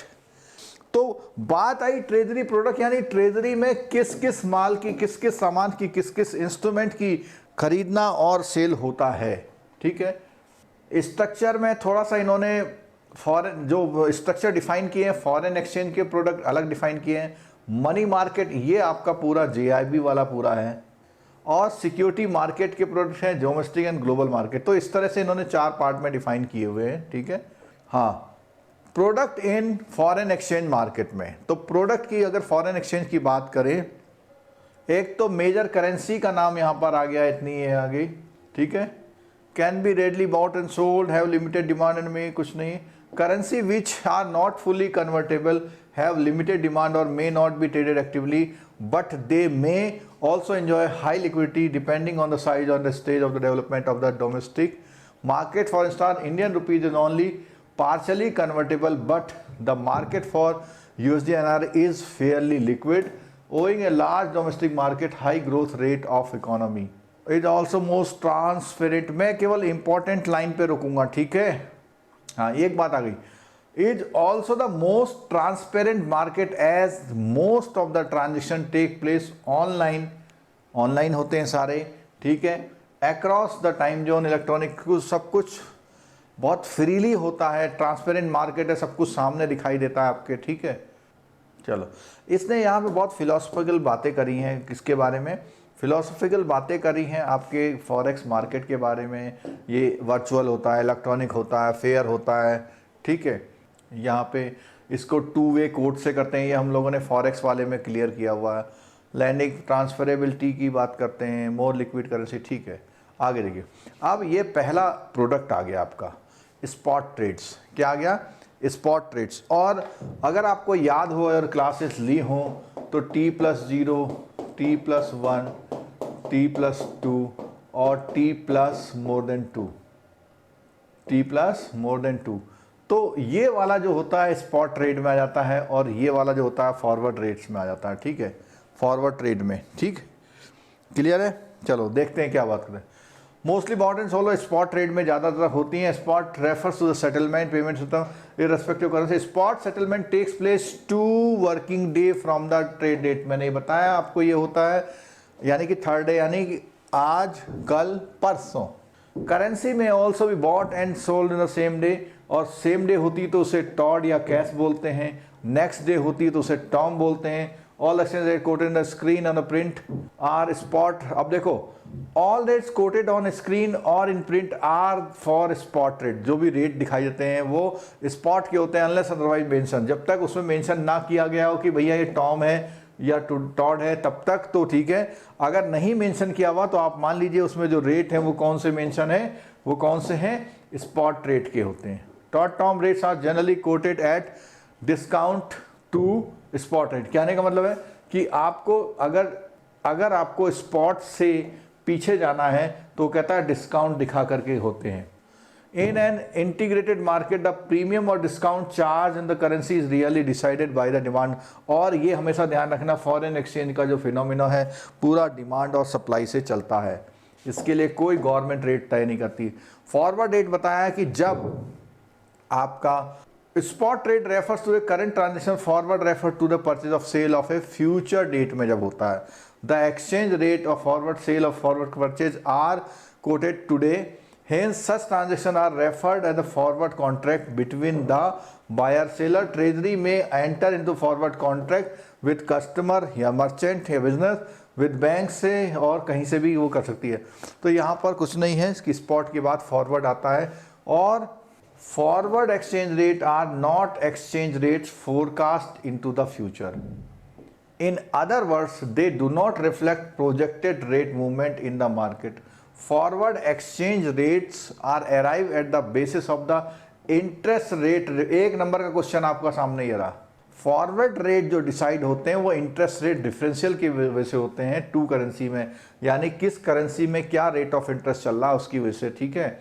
एडेड और डिडक्टेड, और कहाँ पे स्पॉट रेट में वो प्लस माइनस होते हैं, और स्पॉट रेट का फॉरवर्ड रेट का जो डिफरेंस होता है उसको जो है से फॉर GBP और USD therefore represent the difference in risk free interest rate in the USA and UK.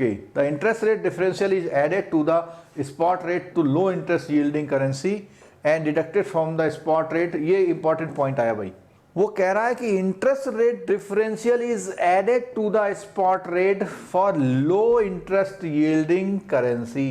जो करेंसी कम लो इंटरेस्ट चल रहा है जहां पर, उस कम लो इंटरेस्ट वाले में क्या करते हैं, वो क्या करती है, एडेड करती है, और हाई इंटरेस्ट वाले में क्या करती है, डिडक्ट करती है। इसको जो वो करती है उसको प्रीमियम बोलते हैं, और उसको, ये लाइन आपके एग्जाम में रखी हुई मिल सकती है, ठीक है।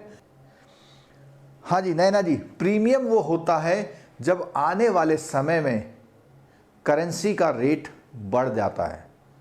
जैसे एग्जाम्पल के तौर पे मैं कहूँ, हालांकि न्यूमेरिकल्स में भी इसका रोल है कि आज $1 इज इक्वल टू 60.25 वर्सेस 37 है, और आज से 6 डे के बाद में $1 इज इक्वल टू 60.29/40 हो जाए तो ये कॉस्टलियर हो गया, यानी जो डॉलर है अब महंगा हो गया है, तो इसको हम प्रीमियम बोलते हैं। और अगर ये कम हो जाए, यानी 6 डे बाद इसकी वैल्यू $1 इज इक्वल टू 60.13/19 हो जाए, तो इसको बोलते हैं हम डिस्काउंट, यानी डॉलर सस्ता हो गया, यानी 60 रुपये दे के ही डॉलर मिल रहा है और यहाँ 60 रुपये 29 दे के मिला था, ठीक है। ये हमारा स्पॉट रेट होता है, और ये दोनों रेट हमारे फॉरवर्ड रेट कहलाते हैं, ठीक है। चलो हल्का सा बता दिया मैंने, आगे बढ़ते हैं। हाँ जी, तो ये हमने प्रीमियम वॉर्स का बता दिया। उसके बाद क्या बोलता है, however forex rate fully reflect interest rate difference. यहाँ फिर बात आ गई, देखो, in perfect market where the currencies are fully convertible and where the market are highly liquid, since rupees is not yet fully convertible, the demand for forward contract influences the forward exchange rate more than the interest rate. देखो इस बात को सुन लीजिएगा, since rupees is not yet fully convertible, the demand for forward contract influences the forward exchange rate more than the interest rate differential। पहले ये बोलता है कि फुल्ली रिफ्लेक्ट करता है इंटरेस्ट रेट डिफरेंशियल को इन परफेक्ट मार्केट में। कौन से मार्केट में? Perfect, where currencies are fully convertible. लेकिन यहां ये बोलता है कि रुपया क्योंकि नॉट फुल्ली कन्वर्टेबल करेंसी में आता है, इसलिए यहां पर इसकी डिपेंडेंसी सिर्फ ये नहीं है, इसकी बजाय फॉरवर्ड एक्सचेंज रेट्स जो है ज्यादा इंपॉर्टेंट है। इस पॉइंट को देख लेना, आपको छपा हुआ मिलेगा ये वाला क्वेश्चन। हम ये कह रहे हैं कि फॉरवर्ड रेट तय होता है इंटरेस्ट रेट के दो करेंसी के डिफरेंशियल पर। कब? जब करेंसी फुल्ली कन्वर्टेबल होती है, where the currencies are fully convertible. और जहां पर करेंसी फुल्ली कन्वर्टेबल नहीं है, वहां पर इंटरेस्ट रेट डिफरेंशियल से ज्यादा फॉरवर्ड एक्सचेंज रेट से ज्यादा फर्क करता। कहता ना इन्फ्लुएंसेस द फॉरवर्ड, तो वो कहता है डिमांड फॉर, यानी किससे होता है? डिमांड से होता है। दोबारा अंडरलाइन कर रहा हूं, where the currency are fully convertible, वहां पर इंटरेस्ट रेट डिफरेंशियल जो है फॉरवर्ड रेट को रिफ्लेक्ट करते हैं। जहां पर फुल्ली नहीं है, वहां पर डिमांड जो होती है, डिमांड जो है रेट तय करती है बजाय इंटरेस्ट रेट के। आगे बढ़ते हैं। स्वैप का मतलब होता है अदला बदली। स्वैप का मतलब क्या होता है? अदला। The spot and forward transaction are the primary pro. Spot T+0, T+2 और T+2 को फॉरवर्ड बोलते हैं, इसको बोलते हैं spot. A combination of spot and forward transaction, सुन लेना ध्यान से, a combination of two forward transaction is called. क्या क्या बोले? या तो आपने 2 ट्रांजेक्शन किए, एक किया 2 दिन बाद का और एक दिन किया, एक का 20 दिन बाद का। 2 दिन बाद का तो स्पॉट हो गया, ठीक है, और एक किया 20 दिन बाद का, तो ये वाली बात हो गई, ये वाली स्पॉट एंड फॉरवर्ड। एक किया आपने 20 दिन का, एक किया 30 दिन का, दोनों फॉरवर्ड हो गए। ऐसे कोई 2 डील एक साथ अगर कोई कर तो स्वैप बोलते हैं। A swap transaction is also described as exchange of cash flow. अब क्या होता है कैश फ्लो? आपके पास कब पैसा आने वाला है, कब पैसा जाने वाला है, आपके पास पता लगा 3 महीने आने वाला है और 6 महीने बाद जाने वाला है, तो 2 हो गए ना आपके पास ट्रांजेक्शन, दोनों के लिए ट्रांजेक्शन आपने किया। फिर बोलता है also described as exchange of cash flow, buying USD in the spot market and selling in the same USD in the forward market और vice versa constitutes the USD and swap. अगर ऐसा होगा कि आपने क्या करा, देखो यूएसडी को बाई किया, ठीक है, और सेम अमाउंट यूएसडी को क्या किया, फॉरवर्ड मार्केट में किया, इसको स्पॉट मार्केट से बाई किया और उसको क्या किया, फॉरवर्ड मार्केट से बाई किया, या इसका उल्टा किया, तो उसको हम बोलेंगे USD INR swap. Similarly simultaneously purchase on sale of the secure currency of 2 forward dates. तो ये दोनों बातें यहां बता दी। स्वैप का मतलब होता है कोई 2 ट्रांजेक्शन जो कि स्पॉट यानी कि 2 दिन बाद और 20 दिन बाद, 25 दिन बाद, एक दूसरा दोनों ही फॉरवर्ड हो। फॉरवर्ड मतलब 2 दिन से ज़्यादा, कोई 7 दिन के लिए, कोई 20 दिन के लिए, ऐसे। तो ऐसे transaction. The swap route is generally use for the funding requirement but there is also a profit opportunity from interest rate arbitrage. क्या बोलता है? The swap route is generally used for funding requirement. ये swap क्या है? Funding requirement के लिए use है, but there is also a profit opportunity for interest rate arbitrage, और इंटरेस्ट रेट की वजह से आपको फायदा भी देता है। When we have USD funds, but we need rupees fund to invest in the commercial paper for 3 months, we may enter into the USD INR swap to sell USD at spot rate and buying back। देखो क्या कर रहे हैं हम, आज जो हमारे पास USD है वो स्पॉट रेट परसों बेच रहे हैं और हमको चाहिए 3 महीने बाद, उस दिन हम खरीदें, तो 2 एग्रीमेंट हो गए, खरीदने और बेचने का 2 एग्रीमेंट, जो स्पॉट और फॉरवर्ड या फॉरवर्ड और फॉरवर्ड डेट में होता है, ठीक है। बाइंग बैक दिख रहा है, आज यहां बेच रहे हैं और उसको 3 महीने बाद खरीद रहे हैं, ठीक है। क्यों? क्योंकि आज हमारे पास यूएसडी फंड है, तो आज तो हम बेच रहे हैं, लेकिन उसकी जरूरत हमें कब है, जब हमें उसको वापस करना है। If the interest earn in the CP is higher than the cost of USD funds, the swap result is the profit. देखो अगर आप सीपी पे जो इंटरेस्ट अर्न कर रहे हैं, सीपी पे इंटरेस्ट अर्न कर रहे हैं मान लिया 6%, और जो आपके पास डॉलर रखा हुआ, डॉलर का एप्रिसिएशन उतने परसेंट में नहीं हो रहा है, the swap result in A profit. The cost of USD funds consist of interest eight market rate plus forward premium 3 month period. तो क्या बोलेगा, उसने बोला जो यूएसडी जो फंड है उसमें एक तो आपने जो इंटरेस्ट रेट का जो कॉस्ट है वो, प्लस आगे कितना वो महंगा हो सकता है, उन दोनों को जोड़ के वो बनेगा, ठीक है। स्वैप का मतलब हुआ currency swap. However, interest arbitrage exists only when one of the currency exchange is not fully convertible। इसने एक बात और बोल ली कि जो इंटरेस्ट आर्बिट्रेज का बेनिफिट मिलेगा अगर आपकी एक करेंसी फुल्ली कन्वर्टेबल नहीं है।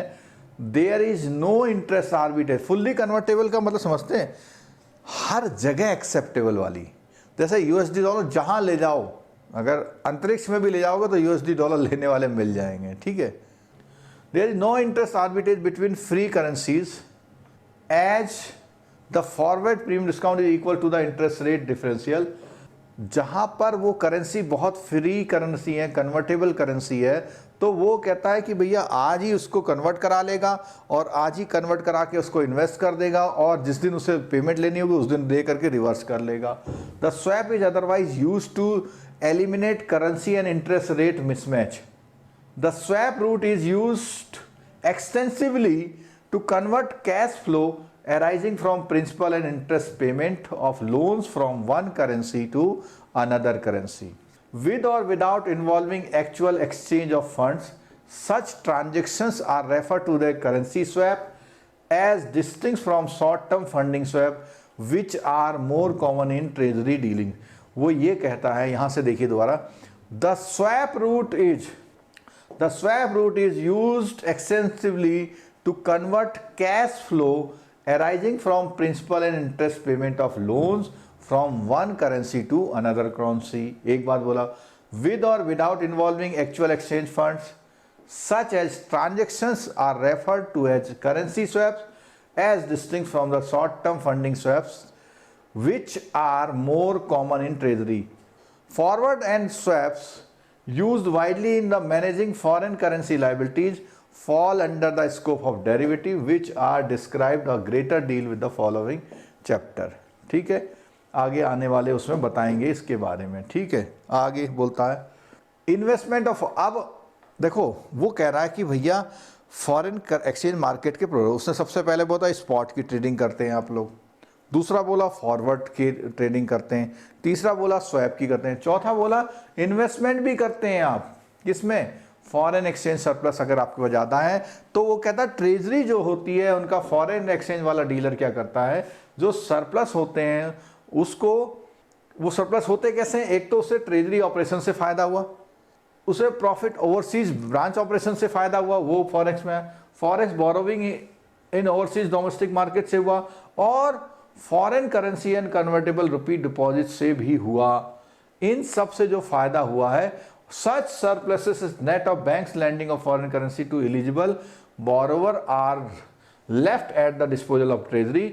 The forex surplus also include the floating funds on, यानी कि कह रहा है कि जो ट्रेजरी डिपार्टमेंट है किसी भी तरह का जो फंड सरप्लस हो रहा वो, या कोई कस्टमर के ट्रांजेक्शन के अकाउंट्स हैं, जैसे नॉस्ट्रो अकाउंट में बैलेंस पड़ा हुआ है, किसी के EFC अकाउंट में बैलेंस पड़ा हुआ है, और rupee fund swapped into foreign currency पड़ी हुई है, इन सबको कहीं पर भी इन्वेस्ट कर सकता है.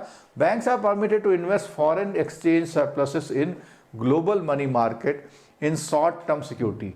Following are the avenues available the treasury for investment of foreign.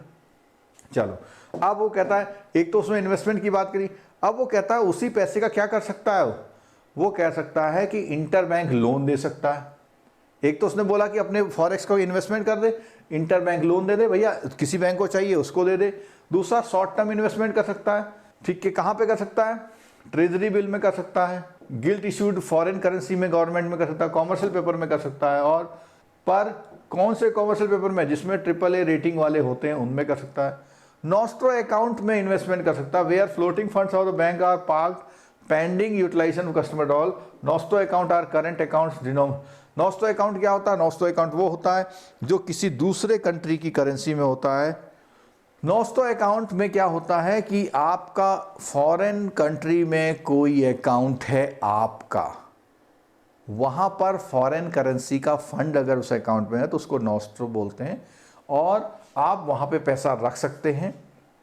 Maintain by the banks with their correspondent bank in the home country of the currency. यानी आपका जो करस्पॉन्डेंट बैंक का मतलब तो जिनसे आपके रिलेशन होते हैं, जिनसे आपकी डीलिंग्स चलती हैं. Balances held in nostro account not अन, देखो करंट अकाउंट होता है, ठीक है. Many correspondent banks offer the automatic investment facility for fund held overnight subject to the minimum balance. अब ये देखो, जैसे आपके वहाँ नहीं होता है कि सेविंग बैंक में अगर 10,000 से ऊपर होता तो FD बना देता है, तो ऐसे ही कई बैंक क्या है ऐसी फैसिलिटी देते हैं. The correspondent bank invest in the excess funds in the money market on behalf of the account holding में. वो कहता है जैसे मान लिया आपका हो गया मिनिमम 1 लाख USD है, मान लिया आपका 2 लाख USD हो गया, तो वो क्या करेगा 1 लाख USD की एक दिन की वो कर देगा, एक दिन का भी कर देगा तो कुछ तो आएगा. Thus the treasury is able to earn nominal interest on idle funds, कुछ ना कुछ उसे मिलता है. और देखो ये जो होता है ना ऑटो स्वीप, सुना होगा आपके बैंक में होता है ऑटो स्वीप्स, FD में होता है ऑटो स्वीप्स, ठीक है. ऑटो स्वीप फैसिलिटी यानी अपने आप उससे ज़्यादा होगा तो कहीं लग जाएगा, कुछ तो मिलेगा. आगे है लोन्स एंड एडवांसेस, अपने पैसों का वो लोन भी दे देता है, लोन्स एंड एडवांसेस में भी लगा सकता है. और ट्रेजरी क्या है? क्रेडिट बैंकिंग जो है ट्रेजरी का काम नहीं है, ठीक है. However clearance from treasury is sought to be availability of foreign currency funds and cost of fund. यानी जब आप उस फॉरेन करेंसी के फंड का यूज करना चाहते हैं तो आपको ट्रेजरी से परमिशन लेनी पड़ेगी और सैंक्शन लेनी पड़ेगी. Such clearance is increasing becoming necessary for disbursement of large लोनों के लिए तो बहुत जरूरी है, which we will study in later chapter. Bank also extend a working capital denominated foreign currency by means of FCNR loan दे सकती है, पैकिंग क्रेडिट दे सकती है, ठीक है। और treasury is more actively involve in the short term funding as a part of cash flow. और treasury जो है किस में इन्वॉल्व रहती है ज़्यादा, जो शॉर्ट टर्म फंड फ्लो में ज़्यादा इन्वेस्टमेंट वो रहती है, ठीक है। अगला क्या करती है, अगला करती है अगर उसके पास बिल्स हैं उनकी रीडिस्काउंटिंग करती है। कैसे, इसको समझ लीजिएगा। देखो सुनिएगा जरा, किसी एक्सपोर्टर के पास, ये क्या है, एक्सपोर्टर है, इसने यहां से गुड्स या सर्विसेज दी, इसने यहां से बिल ऑफ एक्सचेंज दिया।